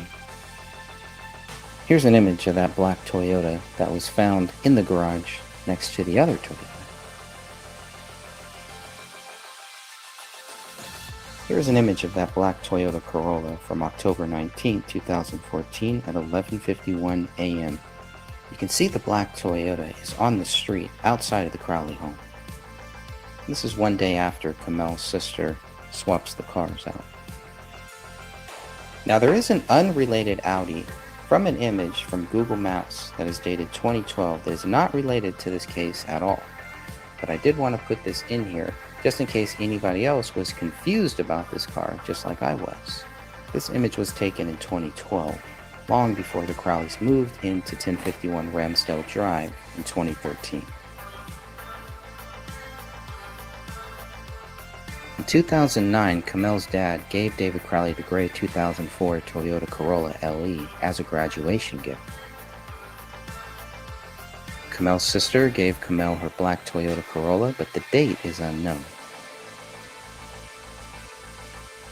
Sometime between May 16th and May 18th, David, Kamel, and Rania traveled to Hewitt, Texas in the black Corolla to spend time with the Alam family before heading off to Los Angeles.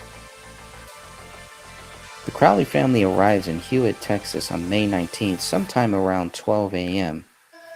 On the evening of May 20th, Rania remains in Texas while David and Kamel fly from Texas to Hollywood to meet with several people about the future of the Gray State Project. David secures an option deal with Michael Entertainment Group sometime between May 21st and May 24th of 2014. David and Kamel then return to Texas on May 25th. David and Kamel leave the black Corolla in Texas and drive Kamel's dad's Acura back to Minnesota. By May 27th, the Crowley family is back in their Apple Valley home with the Acura. 6 months pass, with David and Kamel in possession of the Acura and the gray Toyota.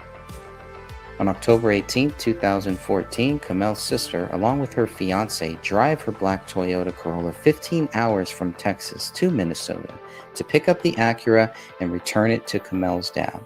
In exchange, they will leave the black Toyota Corolla with Kamel. Kamel's sister then drove the Acura back to Texas, presumably the next day on October 19th. The encounter between Sidra, her fiancé, and David Crowley is one of the stranger aspects of this case, in my opinion. Sidra ends up leaving the Apple Valley with the Acura. Though David told her she needed to take the black Toyota too, Sidra ignored that request according to reports and left her black Toyota in Minnesota. The October surprise. Let's look at the post from Friday, October 17th at 2014, 6:11 a.m. This is from David Crowley's Day One Journal. Things with Kamel's family are too fucked up to enumerate here. That's what's going on now. It's a sick situation. Beyond that, I got a text from Joe. We made beautiful music together. Goodbye, Dave. This pigeonhead is butthurt I haven't responded to his text. He's a single asshole living alone with no job, family, or possessions. What does he imagine we have in common? Things with Ronnie are going so well, it's like an imaginary world. The house is closing up for the winter, and no one is bothering us. On Saturday, October 18th, 2014 at 4:04 p.m., David Crowley writes in the Day One Journal, "If one of us can make it, we take our entire history." But there is no mention of the car exchange with Kamel's sister. This is more evidence of an October surprise. After the incident on October 18th, Mr. Alam stops paying for David's phone. Though he still pays for Kamel's phone, David and Kamel both get new phones in late October. David's new phone record begins on October 22nd, 2014, and Kamel's new phone record begins a day earlier on October 21st. And this is just a preview of what we will be talking about this Saturday, April 29th at 12 p.m. Pacific Time for the Gray Stage Podcast, episode number 40, October Surprise. Thank you all and God bless you. Hope to see you then.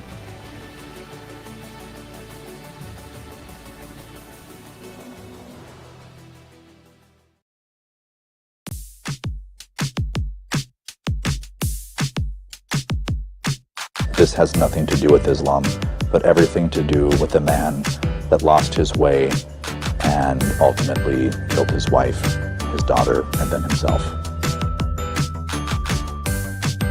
What Werner Herzog brought to this project for me was a constant reassurance that I wasn't completely crazy in pursuing this project. And the problem is if you're looking to Werner Herzog for a reality check on craziness, you may be kind of in the wrong orbit. And in this project, I went through everything, and I had a small team of editors who were putting together the various sequences from Crowley's archive. So we just sort of saw what was there, and then we became familiar with this vast amount of footage. I call this the feel-bad film of 2017. There is no easy, tidy ending where everything sorts out, we all sing Kumbaya, and the Wookiee gets a medal at the end of the film. It's not that. It's meant to be chewed over. It's meant to be watched twice. It's meant to be dissected. It's meant to be analyzed. And anyone's analysis of what happened is probably as good as mine. What we've done is tried to present, in essence, the story in as true a fashion as we can and let the audience or the viewer decide what they take away from it.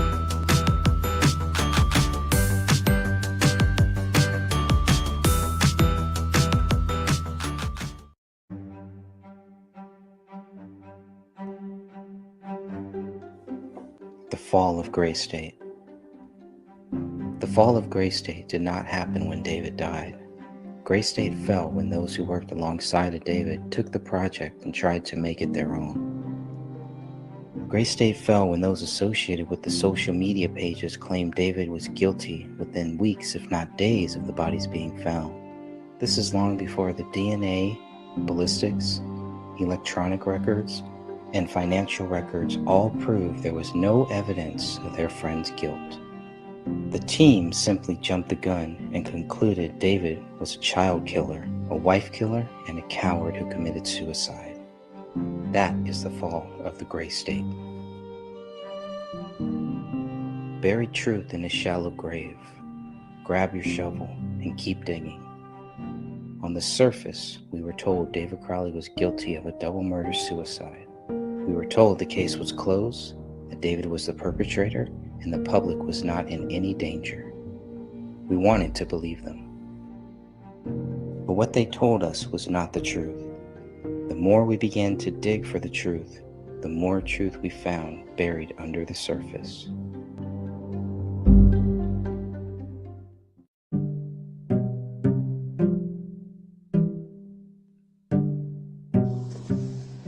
Hello, everyone. This is Sophia from the Gray Stage Podcast, and I'd like to invite all of our listeners to join the Justice for David Crowley and Family group located on Facebook, where we have over 4,000 members. In this group, we welcome discussions regarding the case and have all the documents located in the file section for everyone to review. If you like, you are welcome to visit Greg Fernandez's website called The Gray Stage, which is located at thegraystagewordpress.com. You can find his book and all of the official documents for this case at his website. Lastly, I'd like to introduce you to my friend, Catherine Michelle. Her YouTube channel is called Catherine Michelle Investigates David Crowley.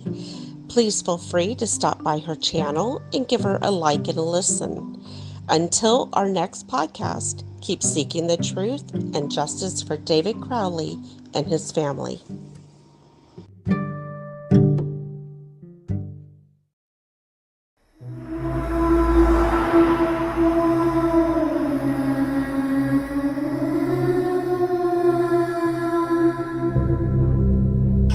Are you interested in the paranormal? Murder mysteries, cryptocurrency, and thought-provoking interviews? Then check out Crypt Rick's I've Been Thinking on YouTube, or every Monday night at 6 p.m. Eastern Standard Time. Studio A at Revolution Radio, freedomslips.com. Welcome to the Crypt.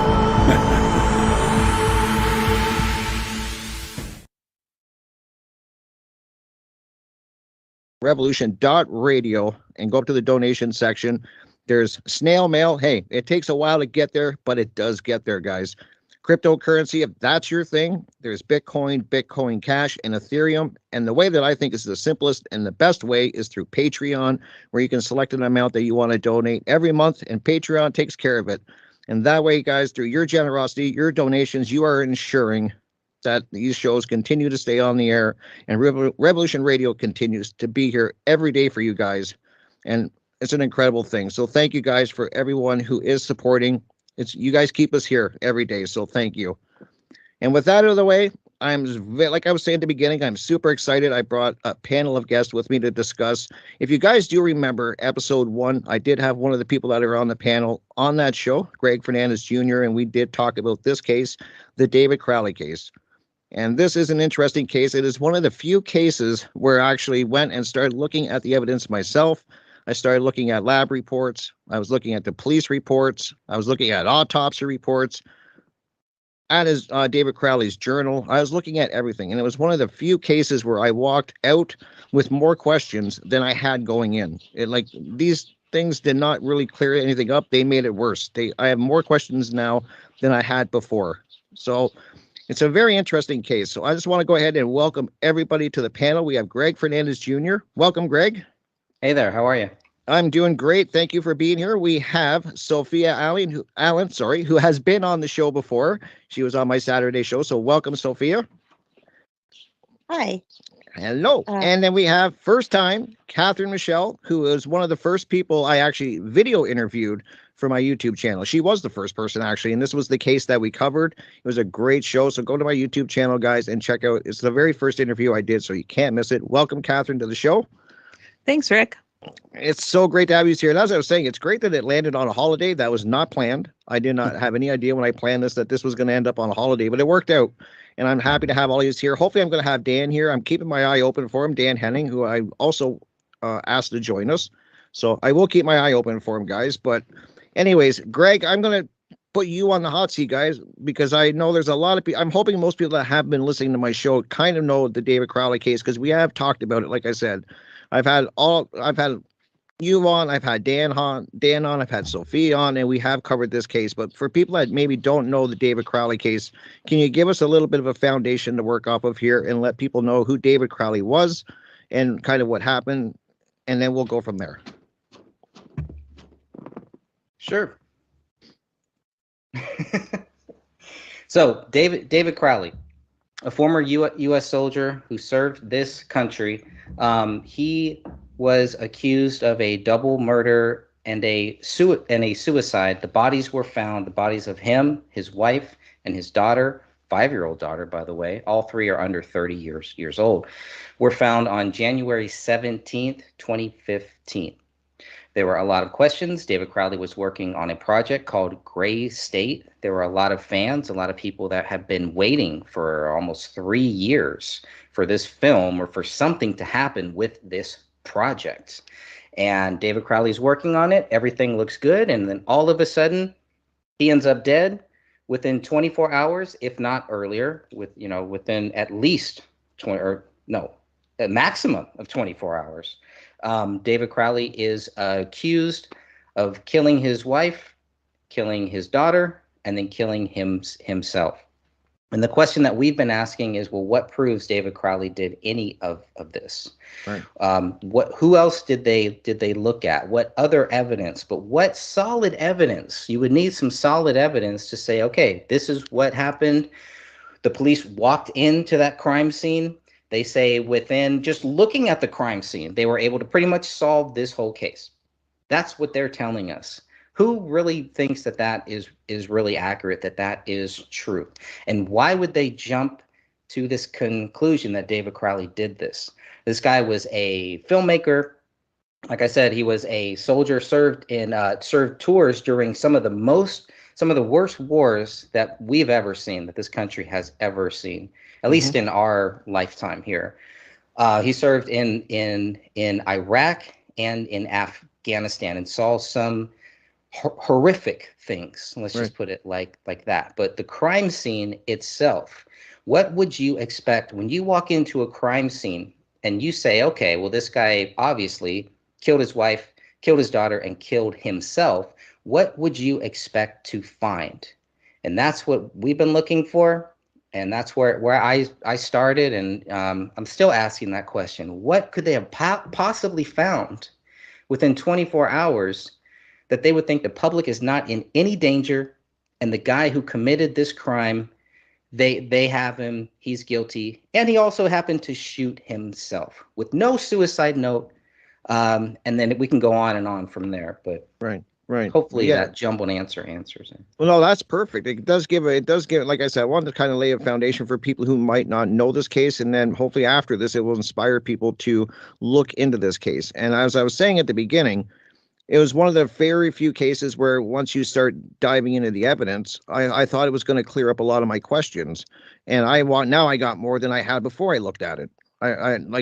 People say, look at the reports, look at the police reports, look at the lab reports, look at, all of the reports that are out there. Even I looked at his journal. I have his scripts that he wrote. I have those. I looked at everything I could possibly look at, all the pictures, and I walked away with more questions than I ever walked in with. And I still have a lot of questions, and it's one of those cases. So thank you for Greg for at least giving us a bit of a foundation that hopefully people now can understand where we're coming from. It's also, I'm not sure if I was kind of trying to see if you mentioned that he was stop loss, which I think made him very upset too. If you remember that, I'm not sure if you brought that up because I was trying to set things up here. So, which was interesting. I didn't, but yeah, he was.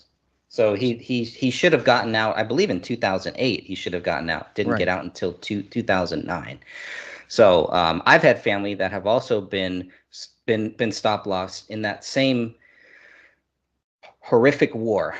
I'm trying to use my words carefully here because I know we're on radio, but yeah, so that is another thing. I don't know if he was really bitter about that. I know that I've heard that theory, and I know people may have their own thoughts on that, but he kind of joked about it too. So in his journal a little bit. Very interesting. Right. So I'm now going to go to you, Catherine, because I want to, thank you for being here. As I said at the beginning, you were the first person I actually interviewed for my YouTube channel about this case, because I was watching all the content that you're putting on YouTube, and you were looking at a lot of the evidence and asking questions, which I think is a great thing. I don't think that's a bad thing to look at anything and ask questions, especially with a case like this.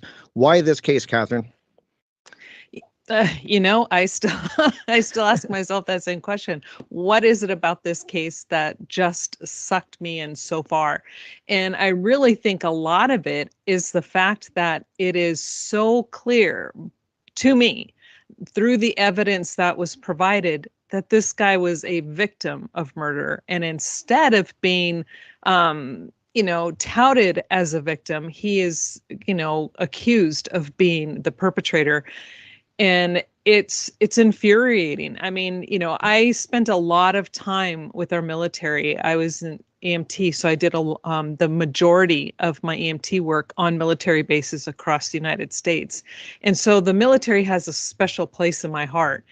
And it was to see one of our soldiers who is clearly not only innocent of slaughtering his family, but it's clear that he was also murdered, to have so many people just jumping on the bandwagon and just saying, yeah, he's guilty, you slimeball. And the things they say about this man, I don't like that. It's like the injustice of this case is what really drives me.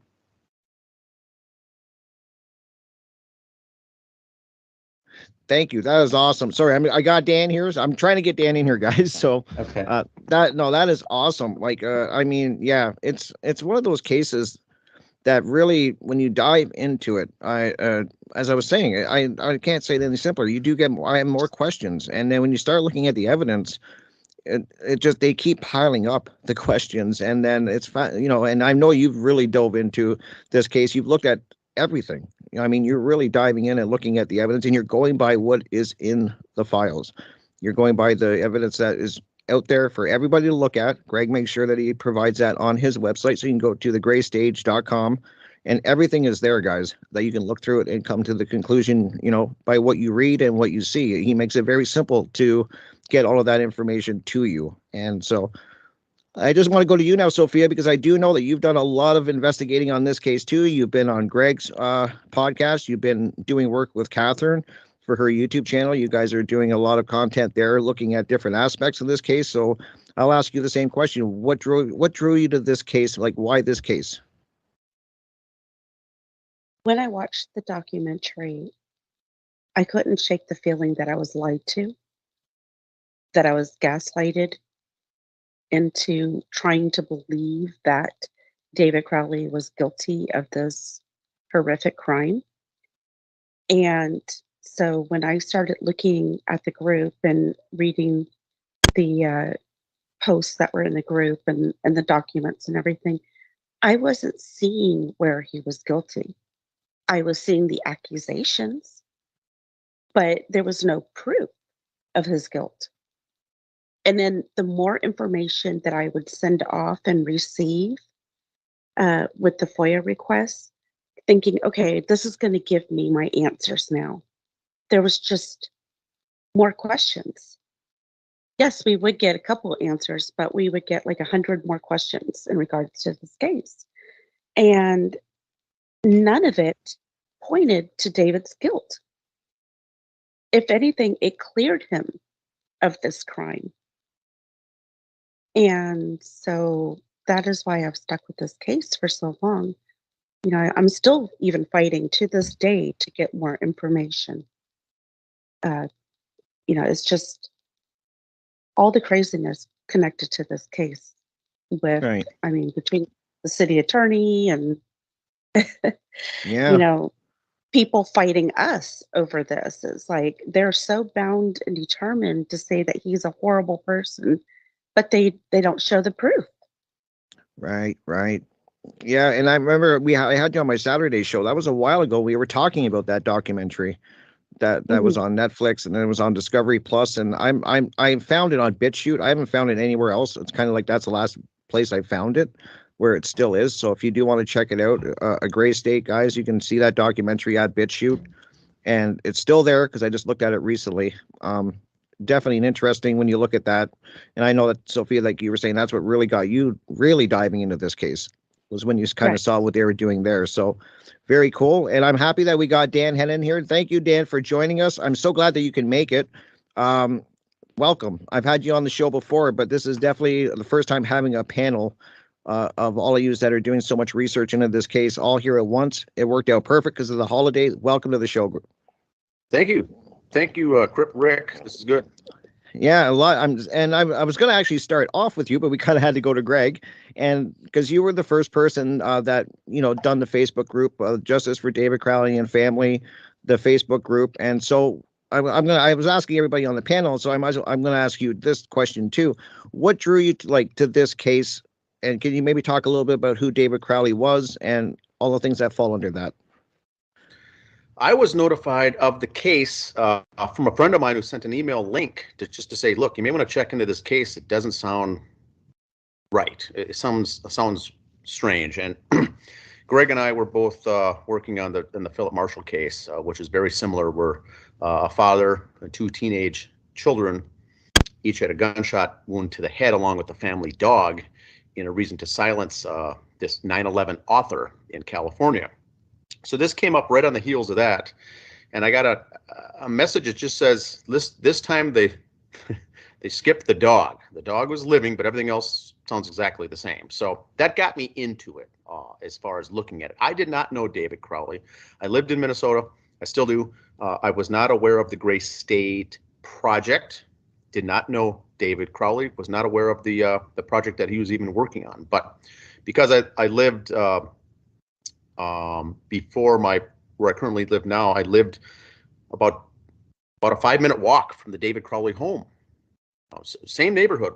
I lived in Apple Valley in the same part of town that David was, probably 5 or 6 blocks away. So very, very close. And so that's what really got me interested in it. And then found out about the wife, the daughter, and things like that. So jumped onto the case as well. That's really all I knew about David. I was going after it more from a justice perspective because it seemed like a hit.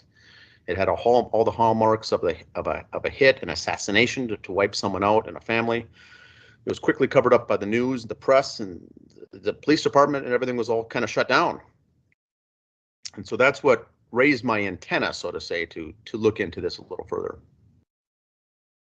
Very interesting. Yeah, I remember that too. I just remember when I first interviewed you. Yeah, and you really were really quick to look into this. And then when you made that comparison to the other case, and it's as you said, the dog was the only thing that they basically kept alive in this one, and who's been blamed for everything under the sun, as we know. And I hope people do look into it and start looking into this case.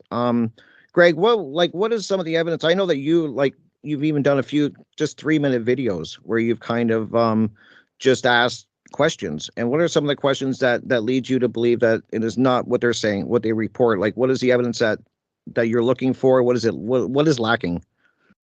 Everything. Oh, and okay. that's the whole problem. Is everything is lacking. There's no motive. They can't really put the gun in David's hand. They can't really prove that David fired that weapon. There were bullets that were missing when they left that crime scene. There's extra DNA or unknown DNA. How quickly that they went and said that David was guilty. That was a big deal too. Instead of saying, you know what, we don't want to accuse anybody, we're going to hold off, we're going to wait until we can add some facts to this. No, they jumped the gun. In the 21 questions that we asked to Detective Jim Gummert, we asked him, when did you realize that this was a double murder suicide?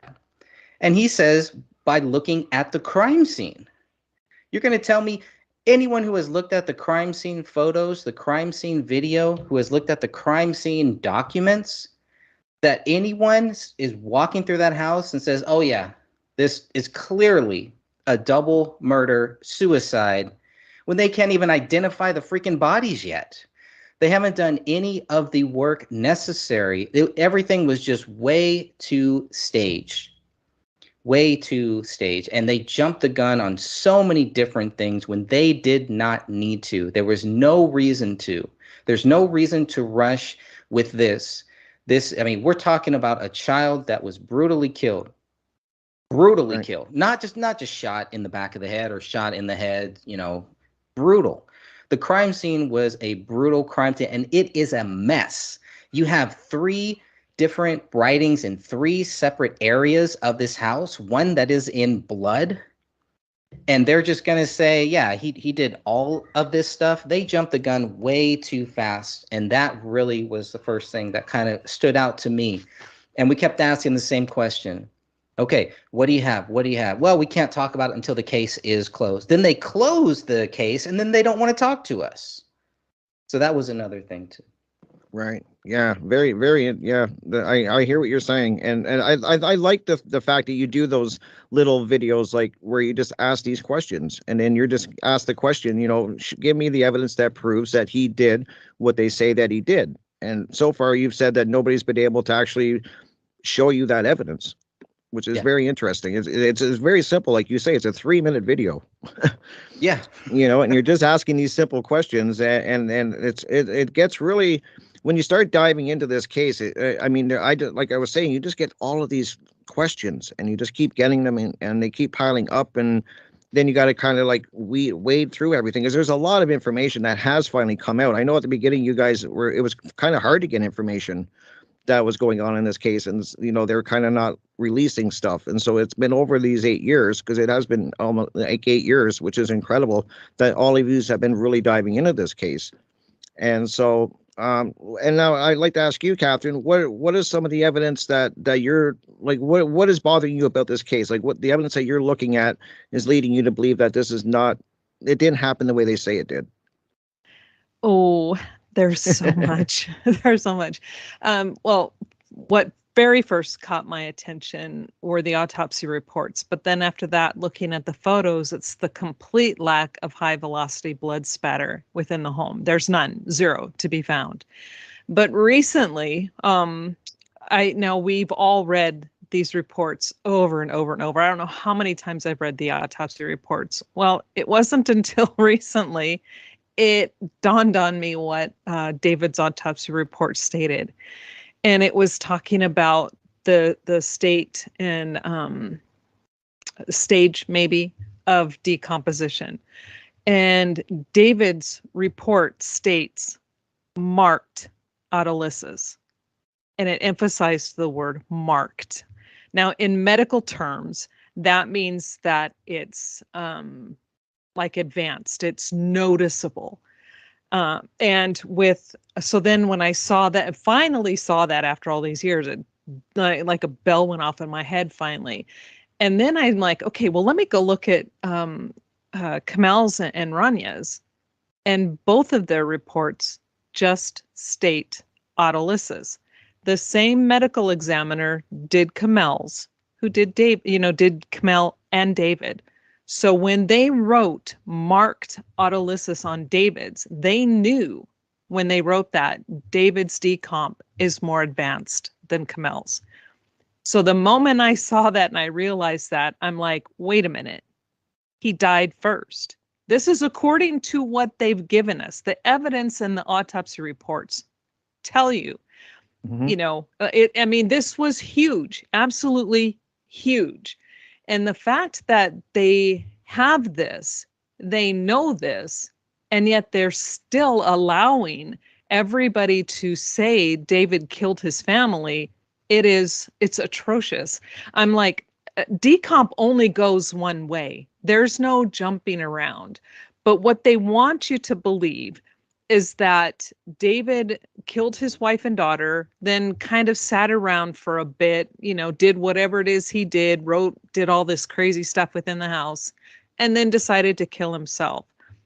And then he's in the same environment, mind you. They're all in the same room, same temperature, same conditions.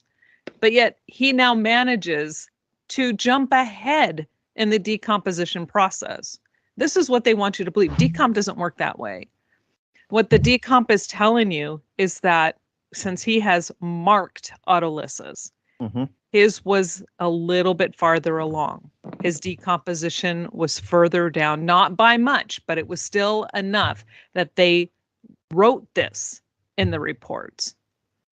So if he died first, and if his decomp is further down the line, how did he kill his wife and daughter? How did he set that scene? How did he write on the wall? How did all of this stuff happen if he's already dead? That's great points. And when people, I think if they look at the pictures, I've always came to the impression that they kind of threw everything at this I'm not sure what their reason was, confusion, to confuse people. I mean, it's really interesting because there's so much going on in these photos when you start looking at them. And that's where a lot of my questions started coming from. And then watching what you guys were talking about. And I'm glad that you said that there is a way that a body goes through decomposition. It's just the way, I'm sure that there's factors, temperature, and all of these things kind of play a variable. But as you were saying, there's definitely a way that things happen. And from what you've noticed is that, so you're saying that it can't happen the way it is because David's kind of further along than everyone else. So leading to anyone to believe that he was first. Exactly. In case people don't know, autolysis is simply the act of the body beginning to break down and quote unquote eat itself, where it's the decomposition, where it starts to decompose. And so it's, the natural process. Right. But when a medical examiner uses the words marked, they're telling you that it's very noticeable. And so I cannot emphasize enough how huge this is, and the fact that this is written in the reports, and the fact that not only, and then the ME, the same ME who wrote this up, puts on the reports that it was murder-suicide. Right. I'm like, you cannot have it both ways, young lady. You can't do it. You just stated that he has marked autolysis. The other two are only simply autolysis, which is the beginning, the very beginning stages of decomposition where the body's breaking down. Right. So how can you do that? How can you say that and then allow this man to be called a murderer? Very true. Yeah. Right. Yeah, Mark? and go ahead. Yeah, Sophia, I want to get you to chime in. And guys, if you want to chime in anywhere, please do that. I mean, I'm just wanting to make sure I got everybody a chance to kind of give their thoughts on it. But go ahead, Sophia. What do you want to add in on this? Because like I said, this is going to be tough to get all of this in 2 hours. Correct. Marked autolysis, the actual definition for that by researchgate.net says that it's a grade 3 autolysis. More than 75% of the internal granular cell nuclei showing autolystic changes and marked vascularization. I think that's how you pronounce that. So basically, it was very noticeable and versus the girls. And as Catherine has stated, you know, it's not because somebody's body type or where they were laying in the room or anything that would cause this. It is the process of death. So Right. It does make sense. Yeah, he definitely died first. And he had been deceased much longer than those girls.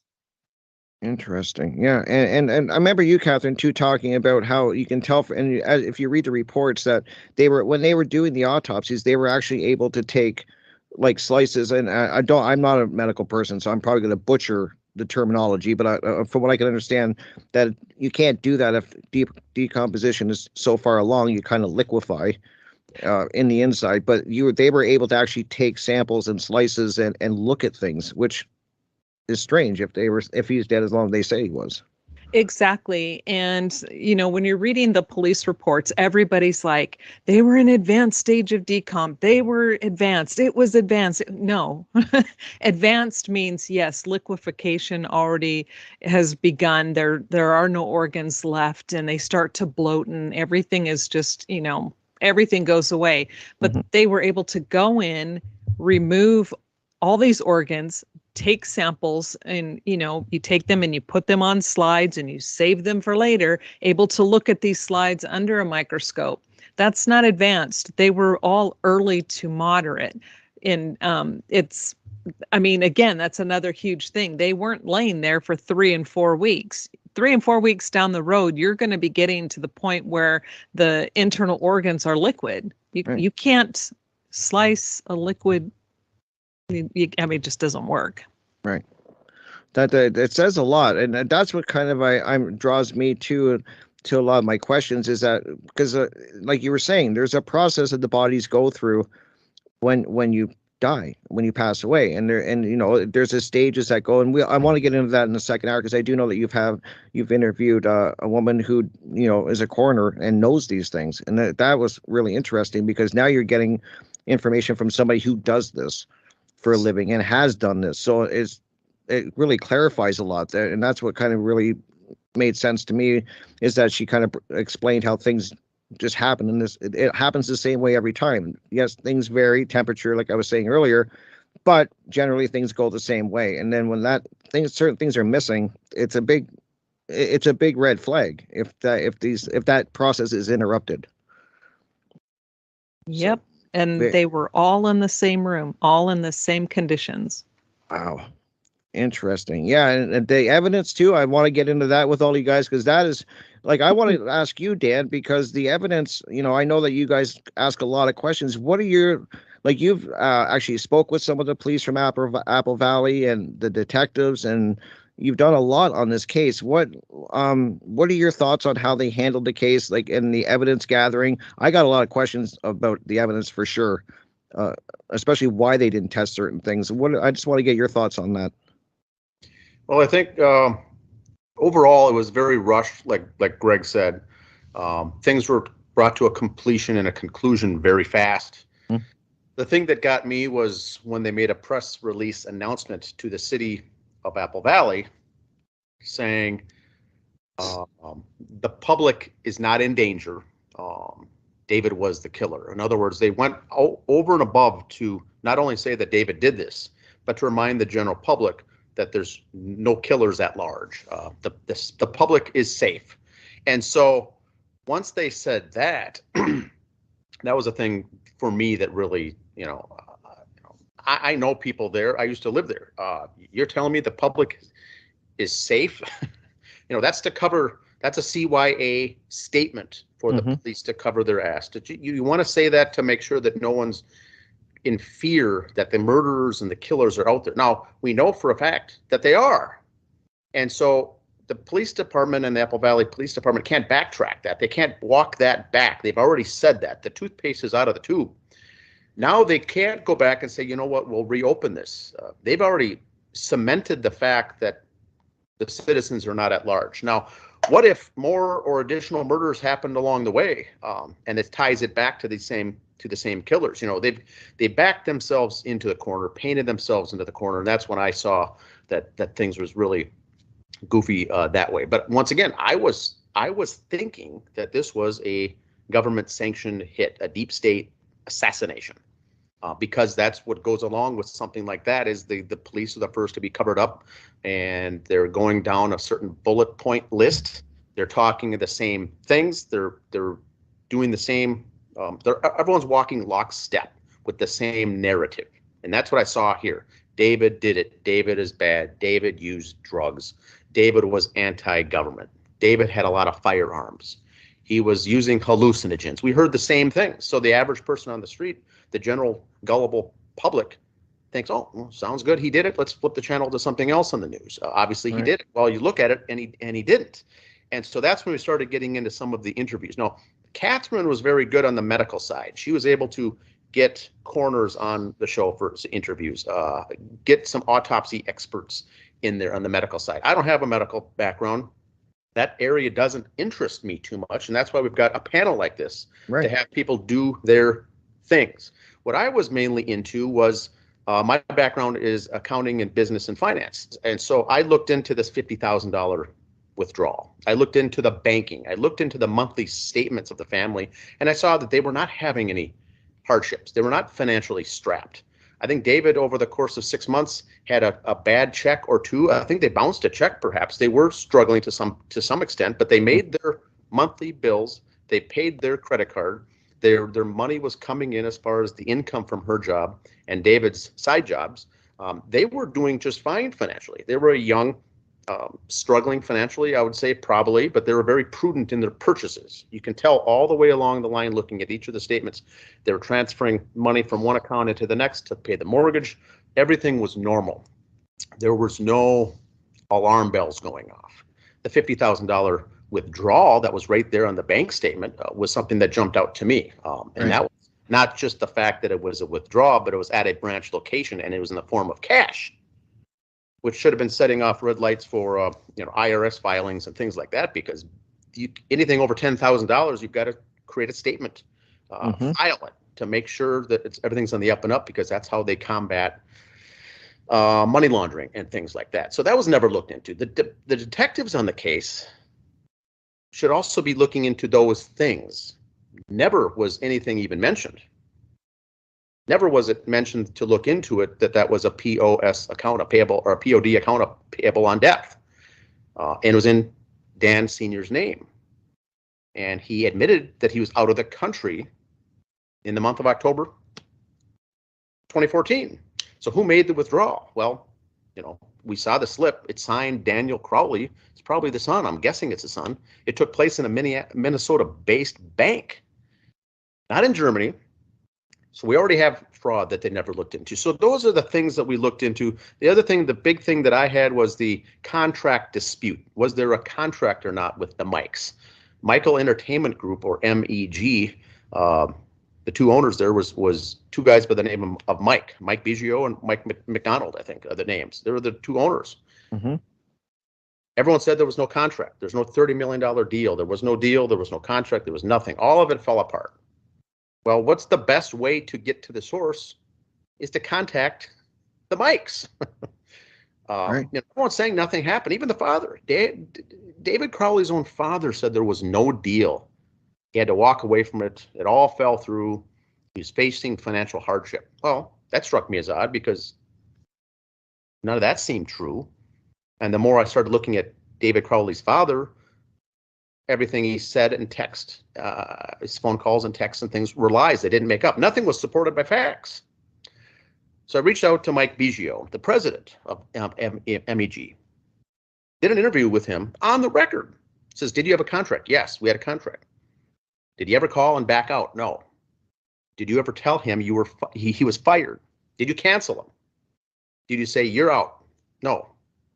So I said, was it an active verbal contract that you were pushing along? Yes. So we had a contract. So now we're dealing with facts, and for shows like this and the justice page that we have on Facebook is living in facts, things that we can prove, things that we can have on paper, like Catherine mentioned, with the marked, the keyword marked. That's a fact. It's not someone's opinion. That's a fact. He's more advanced decomp than the daughter and the wife. That's a fact. Well, people don't like it. They don't agree with it. But that's what it is. People say there was no contract, there was no money, there was no $30 million. Well, there was a deal. There was a contract. David did not have $30 million check sitting in his office somewhere waiting to cash. No, that was not the deal that he was going to get $30 million. The script was worth $30 million to move it forward into a web-based series, a Netflix series, an actual movie, an actual full-length feature film. And then that would be the budget that they would use to pay the actors, and all that would go out the window and out the door to pay to get all this put together. That's what we heard from the Gray State guys to discredit the contract. As they said, David didn't have $30 million. They never cut him a check for $30 million. We said, once again, we never said that. We never said he had the money. He had a contract. The contract value was $30 million. That's how much the studio wanted to produce it. So it's going on things like that, getting an interview, putting it online, and posting it with Michael Biggio, and saying, here you go, look at it. We're not car salesmen here running a justice page to try to get people to think what we think. We're just saying, here it is. You have questions about Mike Biggio, here's the answer. You have questions about the autopsy and the body's decomp, here's the answer. In fact, we'll bring in an autopsy, and we'll bring in a mortician. We'll bring in a coroner. We brought in all these people. Everything that we're talking about here tonight on the show, people have been on an episode, an interview, a show, Skype, YouTube, talking about these things. Right. So we've done all the homework. All the legwork's already been done. We already know essentially what happened. So we keep doing these shows and things like this to get, it's 8 years out. Sooner or later, someone's going to stumble, someone's going to crumble, someone's going to crack, someone's going to say something. That's what happens in a case like this. They can't keep their mouth shut for this long a time. Right. And now it's been 8 years. But yeah, our goal is always facts, not opinions, and things that you can prove. And so we have a file section on the Facebook page, and Greg's very good at uploading and putting PDF files out there. Sophia puts a lot of things out there. We've got a whole library of documentation that's legit that you can go back to and point to what they actually said. Not hearsay, it's not theories. This is not a conspiracy theory site. It's just facts. But that's all I've got. Hey, yeah. Dan, as someone in finance, when you found out that they had a $14,000 check on their front door, did that stand out to you a little bit? Yeah. Yeah, that was around Christmas time at the end of the year, and the father sent a check for $14,000. I thought it was odd, but usually end of the year, if people are writing checks or giving gifts, as they call it, to family members, the limit at the time I think was $10,000 or $12,000. That's the max you could gift someone. We looked it up, and the year 2014 they had upped it to $14,000. So once we found out that was the major donation that you could give to someone without being taxed on it. So Dan Sr. wrote a check, I'm assuming to all three children, for $14,000 each to help his tax side of thing on his individual tax return, and also give the children money that they don't have to pay taxes on itself. It's called a gift, and you can do that. And so as the year came, I'm assuming, I'm not, this is my opinion, is that Dan Crowley Sr., with the money that he makes, and he's a fairly wealthy gentleman, meets with his CPA at the end of the year, and before the end, December 31st, what should I do? Hey, you've got, we've got some, you're going to have some big taxes. Do you want to do some gifts? Do you want to write some gifts? Do you want to make a charitable contribution somewhere? And so he wrote out, I'm assuming, checks for $14,000 to all children. Then he's clear. The kids have the money. Now, the question is this. It was done in good faith, I'll say, but we don't have evidence that Dan Jr. received the check or Allison, the sister, received the check. And if Dan Sr., the father, which we're leaning towards, already potentially knew about the deaths, he stuck that in the mail to make him look like a good guy, because the officers would find that and say, "Whoa, what a loving dad. He gave his son a $14,000 check." He knew it would never be cashed. It never cleared the bank. It never cleared. No one ever cashed it. Right. So there's speculation out there that Dan Sr. cut the check knowing that he's got to put himself in a favorable light with detectives. What better way than to do a check to show what a loving, generous father he is, just in time for the year end to help his son-in-law, his son and his daughter-in-law and his family make some extra money. They weren't even on talking terms, I don't believe. Now, if you listen to his interviews and his so-called texts that he says to police, he's asking to come over and do this and do that, and let's go to Thanksgiving, let's go to the zoo, let's go to Christmas, let's go up north camping, all these fun things that we haven't had any support to tie any of those claims out. So I'm still open to the fact that he wrote that on purpose to cover his tracks to make it look like the good, generous father. But that's speculation on my point. But that is the maximum gift donation the IRS allows each year, each calendar year, for a family member as a gift. And it's without kind of with any penalty. And it's kind of strange that he didn't mail it. He left it, or his son, David's brother, left it in a paper bag. That's weird. Outside of their house. Okay, so here's how it went down. And because there is some confusion on this as well, David and Rania and Kamel did Christmas, by themselves and elsewhere. The week or two before, Dan Sr. had the other kids over, either all together for Christmas or one at a time. Allison and her girlfriend, I'm sure, did Christmas with them. And Dan Jr. did Christmas down in Owatonna. It's about 45 minutes south of the Apple Valley house. It's kind of a big house there that Dan Sr. lives in, and the wife did too before they got divorced. So they probably had a Christmas event there. Hey, Dan, while you're driving back up north to the Twin Cities, here's all the gifts. I don't want to mail out 5 or 6 gifts. Here's a bag, drop them off in the front steps, or drop them off, give them to David. There's probably a gift for Rania, a gift for Kamel, a gift for David. We know all this because that's what the gifts were. And he probably said, here's my assumption once again, instead of dropping this in the mail for 48 cents stamp, here, drop it in the bag and give it to him. I don't want to mail it. Just hand it over to him. So that's why it was found on the front steps. It had not been mailed, correct. I think I may have said that earlier, but it was in the bag, which means it was not mailed. So that's where the gifts were. Allison, the daughter, was living in, I think, Wisconsin, another state, all the way home. Now, Dan Jr. lives in Minneapolis, St. Paul area, which is on the way. He would have been driving 45 miles north to David's house and would have been right on the way to drop it off, and then would have gone home. So that would have been something that's very common in my family over the years. When I have something from my parents to drop off from my brothers, one of us is usually on the way.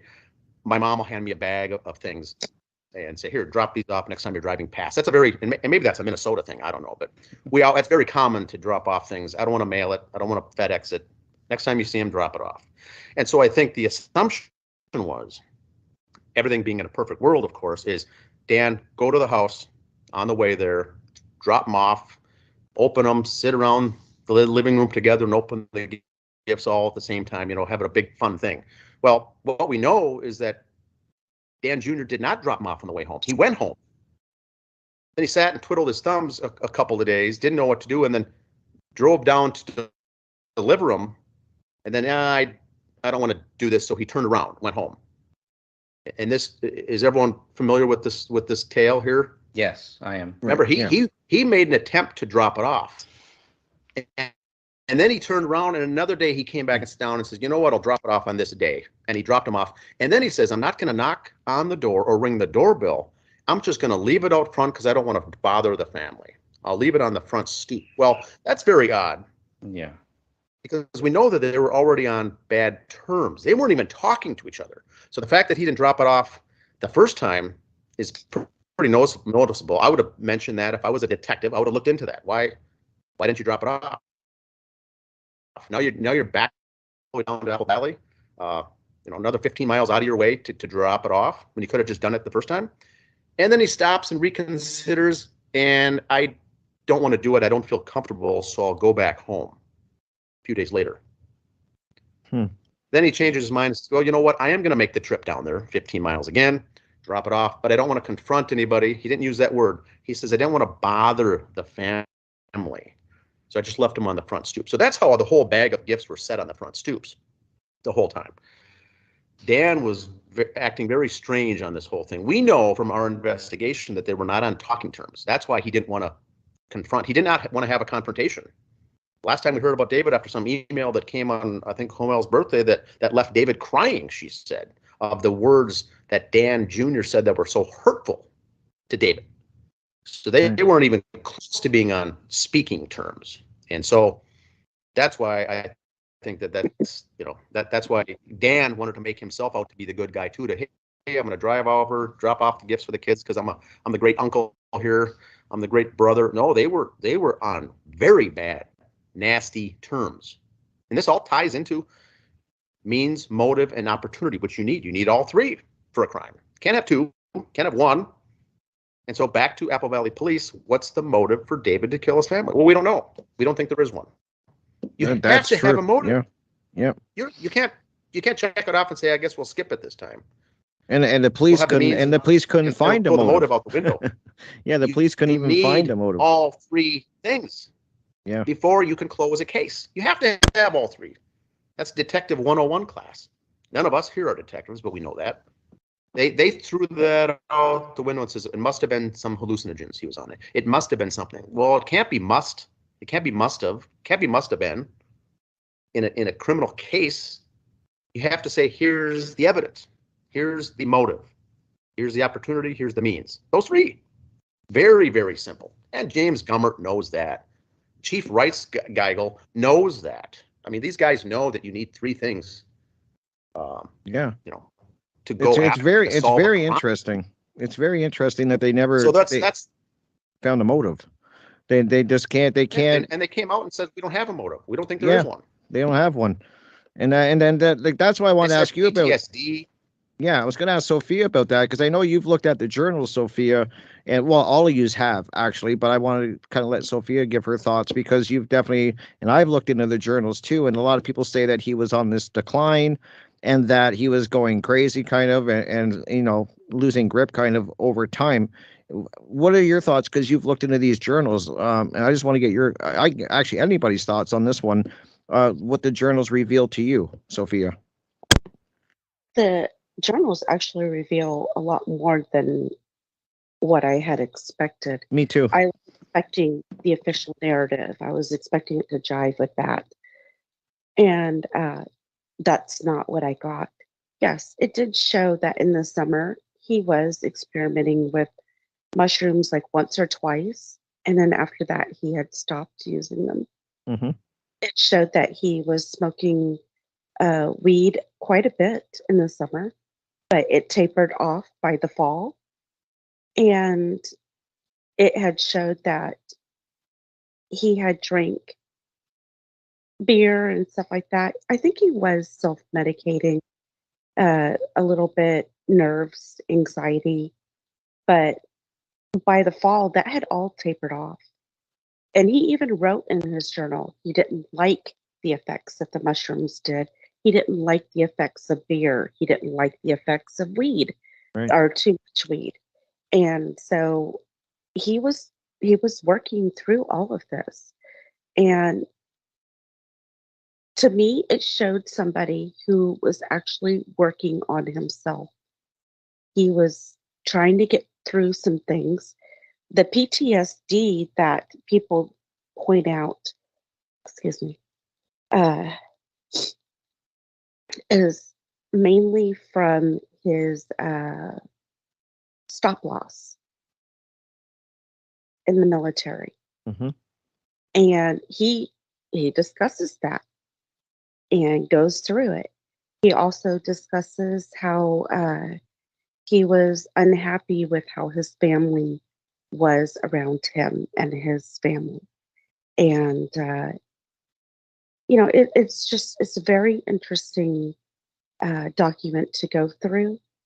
And it does prove that David was actually working on his scripts, and he had other projects that he was working on also, that he was active, he was doing things. And it doesn't back up the official narrative. And I think that's the main thing right there. This whole thing with the zoo, it's not even mentioned in the journal. David discusses so much of stuff for that day, but he never once mentions his dad or the zoo. That's true. Yep.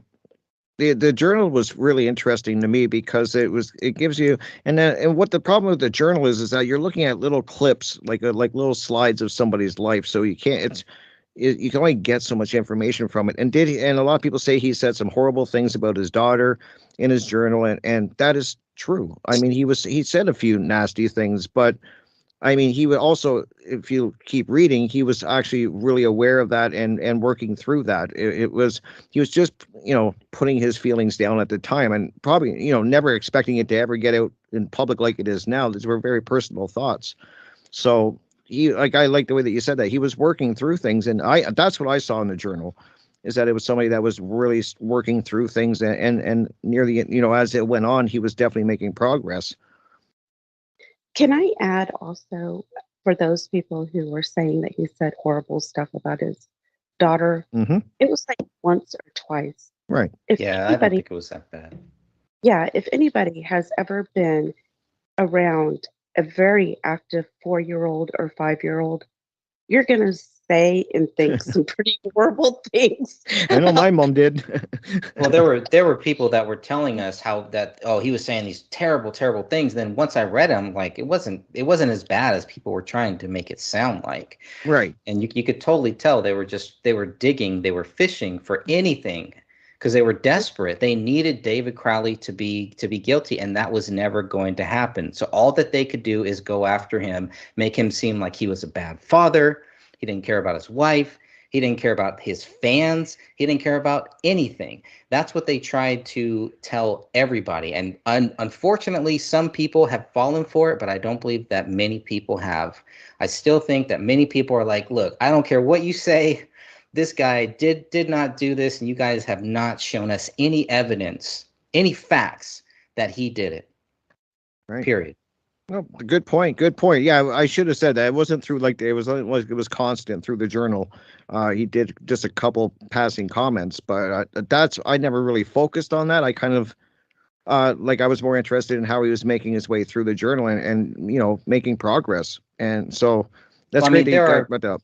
There's many bad parents out there. There's many, horrible parents out there that don't shoot their 5-year-old child. They don't shoot their kid. So it's like they're really stretching it. They're just, like I said, they're very desperate.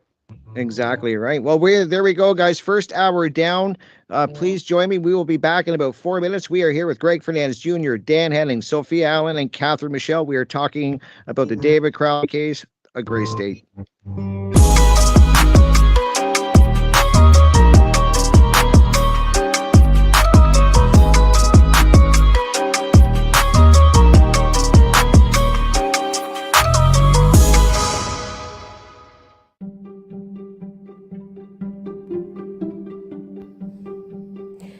Everyone, this is Sophia from the Gray Stage podcast, and I'd like to invite all of our listeners to join the Justice for David Crowley and Family group located on Facebook, where we have almost 4,000 members.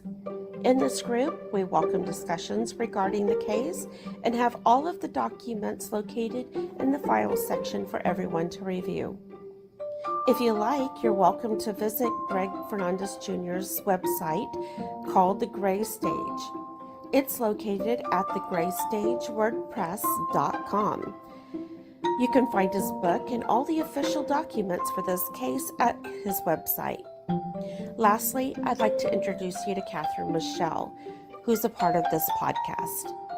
Catherine Michelle has a YouTube channel under her name, where she mainly discusses the Crowley case. So please feel free to stop by and give her channel a like and a listen.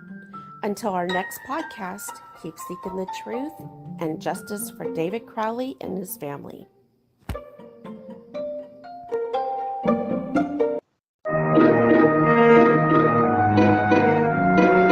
The original machine had a base plate of prefamulated amulite, surmounted by a malleable logarithmic casing, in such a way that the two spurving bearings were in a direct line with a panometric fan. The lineup consisted simply of 6 hydrocoptic Marsal vanes, so fitted to the ambifacient lunar wane shaft that side fumbling was effectively prevented. The main winding was of the normal Lotus-O deltoid type, placed in panendermic semi-boloid slots of the stator, every 7th conductor being connected by a non-reversible Tremie pipe to the differential girdle spring on the up end of the gram meters. Thank you for listening to Revolution Radio, taking the confusion out of transmutated lunar girdle springs for 4 years and running. Revolution Radio, the #1 listener-supported alternative media radio on the planet.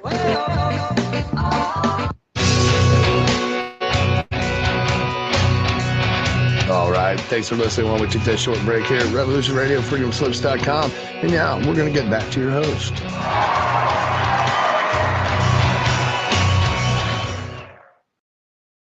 Welcome back, everybody. That first hour, as usual, goes way too quick. We are in the second hour here. We are talking about David Crowley, who was a veteran, and was working on his project, the script called Gray State, and was in the process of trying to get a movie deal, and which was, then being talked about becoming a series on Netflix or another platform, and was actually then he was found deceased, his family, and they accused David of murdering his wife, his child, and then himself. And I have a panel of amazing guests on here this evening who have been looking into this evidence and this case for 8 years and really diving in and looking deep into the evidence and have a lot of questions. So like I said, welcome back to everybody on the panel. I mean, it's so much to cover, and there's so many moving pieces here that it's hard to cover it all. So I really hope at the end of this, I'll make sure Greg lets everyone know where they can find all the documents so you guys can start looking into this case. There's all of my guests have videos on YouTube and other platforms. If this is something that you want to look into, I want to make sure that people can find the information as quickly as possible to dive into it. So I want to go to you, Catherine, because we were kind of talking during the break, and I think we should go through the time of death differences. I mean, I think that's really important because that is really key to this case. And then maybe we can dive into the state of the crime scene and what you guys think is missing, because I think there's a lot of things missing and can't be explained. So, Catherine, go ahead and let's cover the time of death differences. Yeah, and Dan's the one who brought this up, and he's right. We really should. We need to reiterate just how important this is, because Right. The narrative states that David killed his wife and daughter. And then depending on whose story you're going to follow, it was anywhere from a few hours to possibly the next day is when he, quote unquote, decided to kill himself. Mm-hmm. Now, but when we're looking at the autopsy reports, and the autopsy reports state that David had marked autolysis and Kamel and Rania had autolysis, big, huge difference there. And we're talking a time frame worth of difference. It could have been up to a day or so later, because his is it's advanced, not hugely advanced, but it is advanced in past the point where Kamel and Rania were. Now, they were still all in early to moderate decomposition, so they were probably only there. When I interviewed and talked to a medical examiner, when he saw the photos, and in all fairness, I just had printed out a copy on photocopy paper. It was not an actual photograph, so it was really bad. But he read the reports, and then he also looked at the photo, and he said that his best guess that those bodies were there anywhere from 4 to 7 days, 10 days at most. So Dan and I were chatting back and forth. So he's like, okay, so probably Rania and Kamel right around the 4 to 7 days mark, and then David somewhere on the 9 to 10. And in my best guess estimate, yes, that's exactly how I would look at it. David was probably dead a day or two longer than the girls were. And I mean, that is so huge. I mean, the fact that it is written in the medical examiner, in the autopsy reports. I mean, I don't know what else it is that these police officers were looking for. And were they looking for an easy out, or were they doing what Dan was saying at the very beginning? Are they just trying to shove everything and close everything down and have a nice, neat, what they thought was a nice, neat little bow? But when you start looking at the crime scene and it's his blood, David's blood and Rania's blood is missing from the entire crime scene. Right. So you have gunshot wounds to the head, but yet their blood and their brain matter. And not to be rude, crude, and offensive, but this is a fact. You don't have their blood or their brain matter anywhere in that house.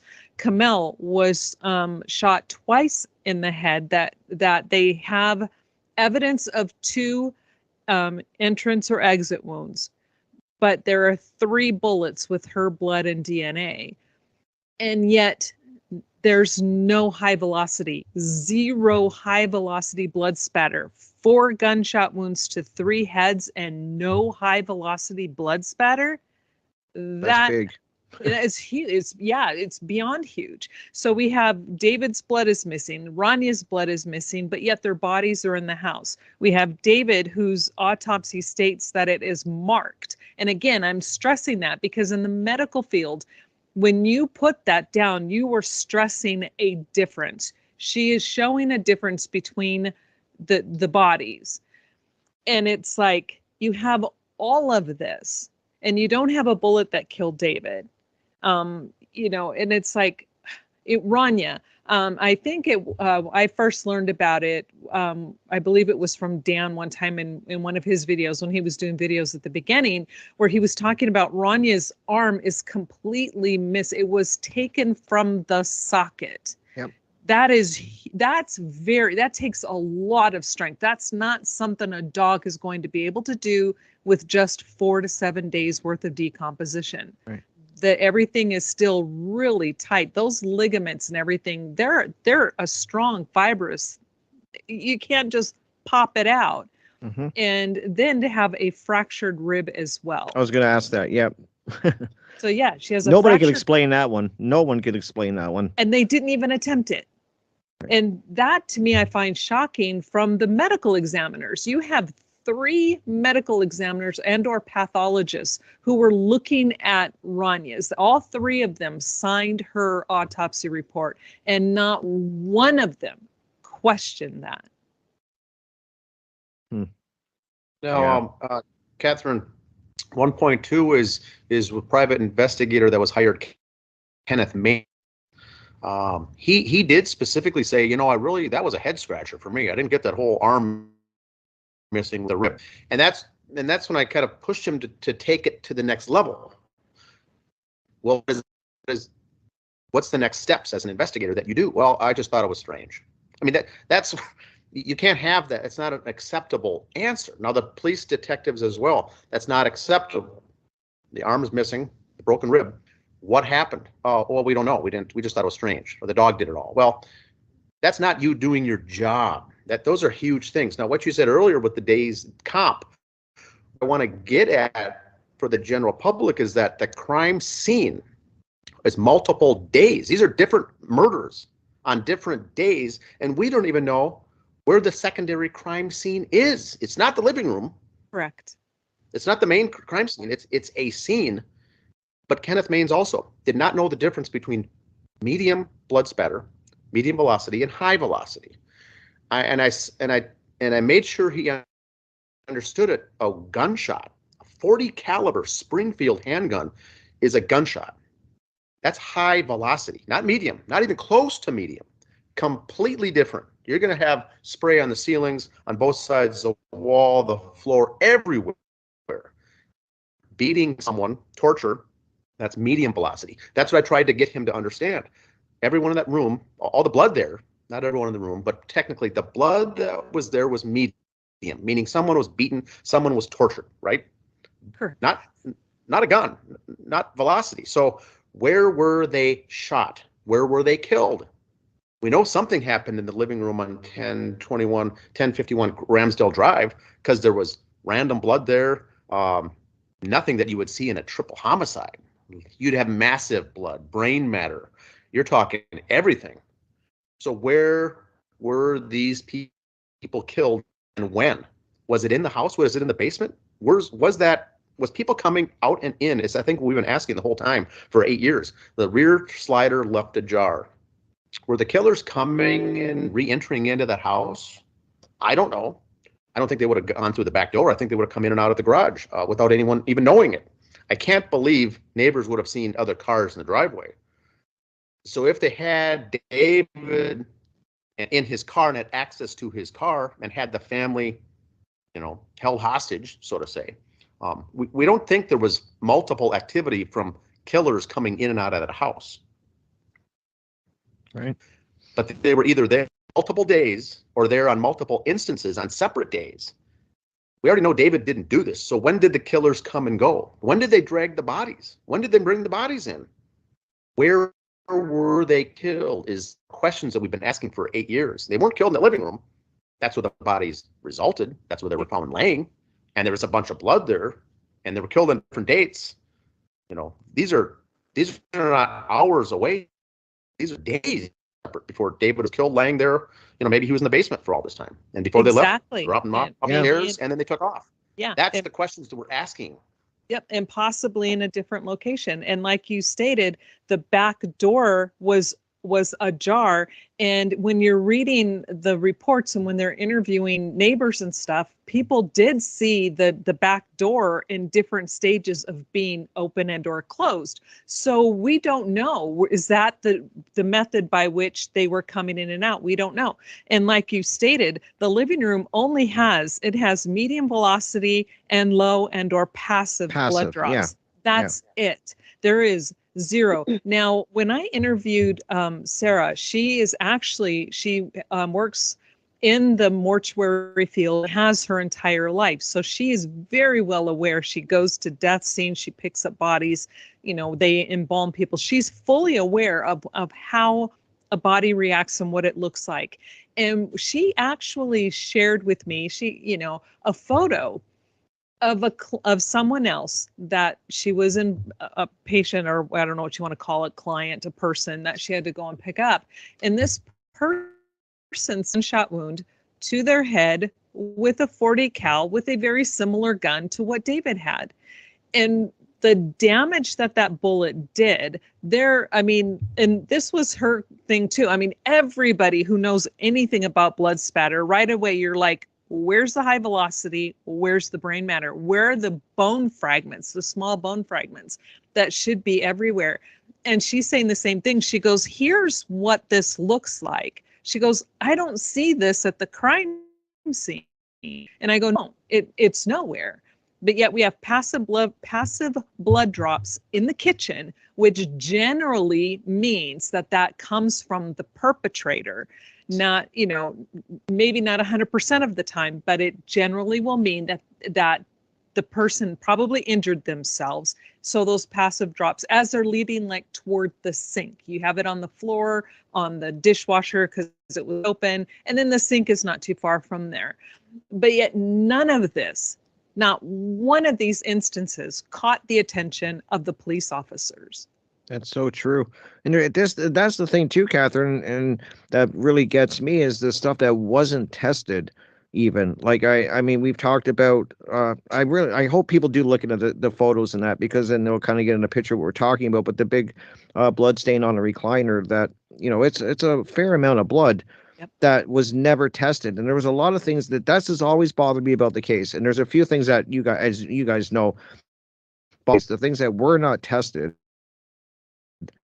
The bullet, which I want you guys to comment on, and any of you can join in. Sophia, Greg, please feel free to join in as well, because that bullet that was found in the attic a month later, that is, and then nobody noticed the bullet hole in the ceiling at first. That's always bothered me. And then also the missing body parts, the hands that were missing, and then the heads were eaten, which they blame the dog Paleo, which he gets blamed for everything. And another thing that's always bothered me too about the case is that if Paleo was there, as long as they said he was around these bodies, my brain tells me that there would be feet print of this dog everywhere through the house. If he's walking and he's feeding on these bodies, that's what they're saying a lot of this damage was from. You would think that there'd be blood all over the couch from his paws. It'd be all over the floor. It'd be everywhere. I know when my cat gets out and he steps in the mud, he runs through my house. I got cat feet print everywhere. And there's none. I don't see any dog prints anywhere unless I'm missing something. Correct me if I'm wrong, but I don't see any. No, not at all. And another thing, when they first walk in and they're describing how Camilla's lying on the floor, she's face down. Her left arm is under her body. Her right arm is above her head, but her head is covered by a blanket. Mm-hmm. So they didn't even know that she was missing her head and her hands just when they first walked in. Now, it was clear that Ronnie was, and it was clear that David was missing a hand and most of his face. Yep. But with Camille, she's covered. She's face down and covered. And yet they want us to believe that the dog got under her body, ate her hand, got under the blanket and ate her face and her other hand, but then nothing else. Now, all of these parts of the bodies that are missing, hands and face, these are all identifiers.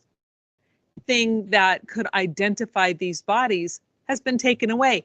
And briefly, now we all know that item number 57, the bullet in the ceiling, does not have David's blood, hair, brain. It has nothing. In fact, they were only able to find a small, minute amount of DNA. And I would really like Sophia to expand on that, because she did a lot of research in understanding how they do this testing, because this is also very important. That is important. And just before you go on, Sophia, I just want to let people know, and I've said this, I know a friend of mine he's a gunsmith. This is what he does. He works with bullets. He works with guns, owns tons of them. And I asked him about this bullet in the attic. And I said, this was the one that apparently this is the kill shot that killed David. This is the main bullet that they found in the attic a month later with no hair on it, no blood, no brain tissue, nothing. And he said, impossible. Not with that type of that. No, he's just like, and then he was also commenting on the blood, like, where's this blood splatter? He was like, there's nothing there. So I just wanted to bring that up, that, I do have a friend that's a gunsmith, and he was shocked that he's like, it's impossible that the bullet would be that clean if it went through somebody's skull. And they were hollow points. Hollow points. What people need to know. Hollow points. And those would fold back. They mushroom and they fold back and they grab whatever. That's what they're designed to do. Yes, exactly. And every other bullet, the three that they have with Camille, all three of those have hair wound in them. You see tissue. You see all that. But on the bullet that has Rania's DNA and so-called David's DNA, they are clean as a whistle. Impossible. Yeah. But yeah, Sophia, please explain go ahead, how Sophia. that works. Well, first of all, I'd like to also point out the area on the living room floor, which has an area rug. In that corner where she's laying, it's extremely clean. So even if the dog had been eating her hand and her head and stuff like that, there would have been seepage from her body, but there's nothing there. You would have never known a body was right there, especially the head. So that's another red flag. And for that carpet, there's hardly any blood on that carpet. It's all on the wood floor, surrounding the carpet, on the walls, and on that recliner. But there is hardly anything on that carpet. Yeah. Can I jump in here real quick before you explain something? And I, for those who are just listening, what's important here is when Sophia and I were going through and we were measuring these blood drops and we were checking everything in. And then Sophia's like, she goes, look at this one particular photo and, take a good look at this and tell me, what I need to do. We were going back and forth.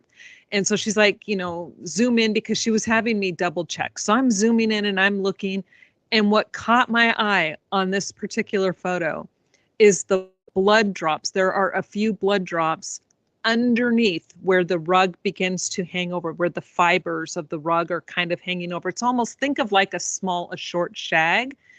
And those little fibers of rug that stand up, the blood drops were under that. You don't have that in a crime scene. Wow. Yeah. Yes. And so when you start looking at everything real closely, it all begins to completely unravel. The blood underneath the dog. Now, again, I'm sorry to interrupt, but Sophia, what she found is amazing. Go ahead, Sophia. I want to tell us about the testing they did on this bullet, because this is important. They did a PCR STR test, which is short tandem repeat test. And basically what they do is they take that little teeny piece of DNA that they found on that bullet, which could have been saliva, it could have been tears, it could have been a skin cell, whatever it was super teeny. And they replicated it over and over and over to get a profile of that DNA. And that profile ended up matching David's. But the fact that they had to replicate it so much proves that it's not blood, that it had to have been something else, like skin or saliva or something. Who knows? You know, the DNA test won't tell you that, but that's what they did. And they also did that for Ranya's bullet too. They had to do the PCR STR test, and that was replicating it over and over and over thousands of times just to get enough of a profile to match the DNA. So, I mean, it's crazy. Yeah, and the bullet that was associated with Rania was the one that when they were rolling up that living room rug, it rolled out and then hit the wood floor. Now it's clean. You can't see any blood. You can't see any hair. But like Sophie was explaining, when they swabbed it and they ran the test, that's how they were able to find the DNA. Now a good attorney, I would even think a mediocre attorney would be able to go, that DNA came from, it must have rolled where Ranya's body was lying on the floor. That's about how minute it was. Imagine a spent bullet, rolling, coming across and coming into contact and then picking up DNA as it's rolling out. That's about what it was. Not saying 100% because we weren't there, but there's a scenario that would be easily argued. Yeah, definitely. Well, Greg, I haven't heard from you in a few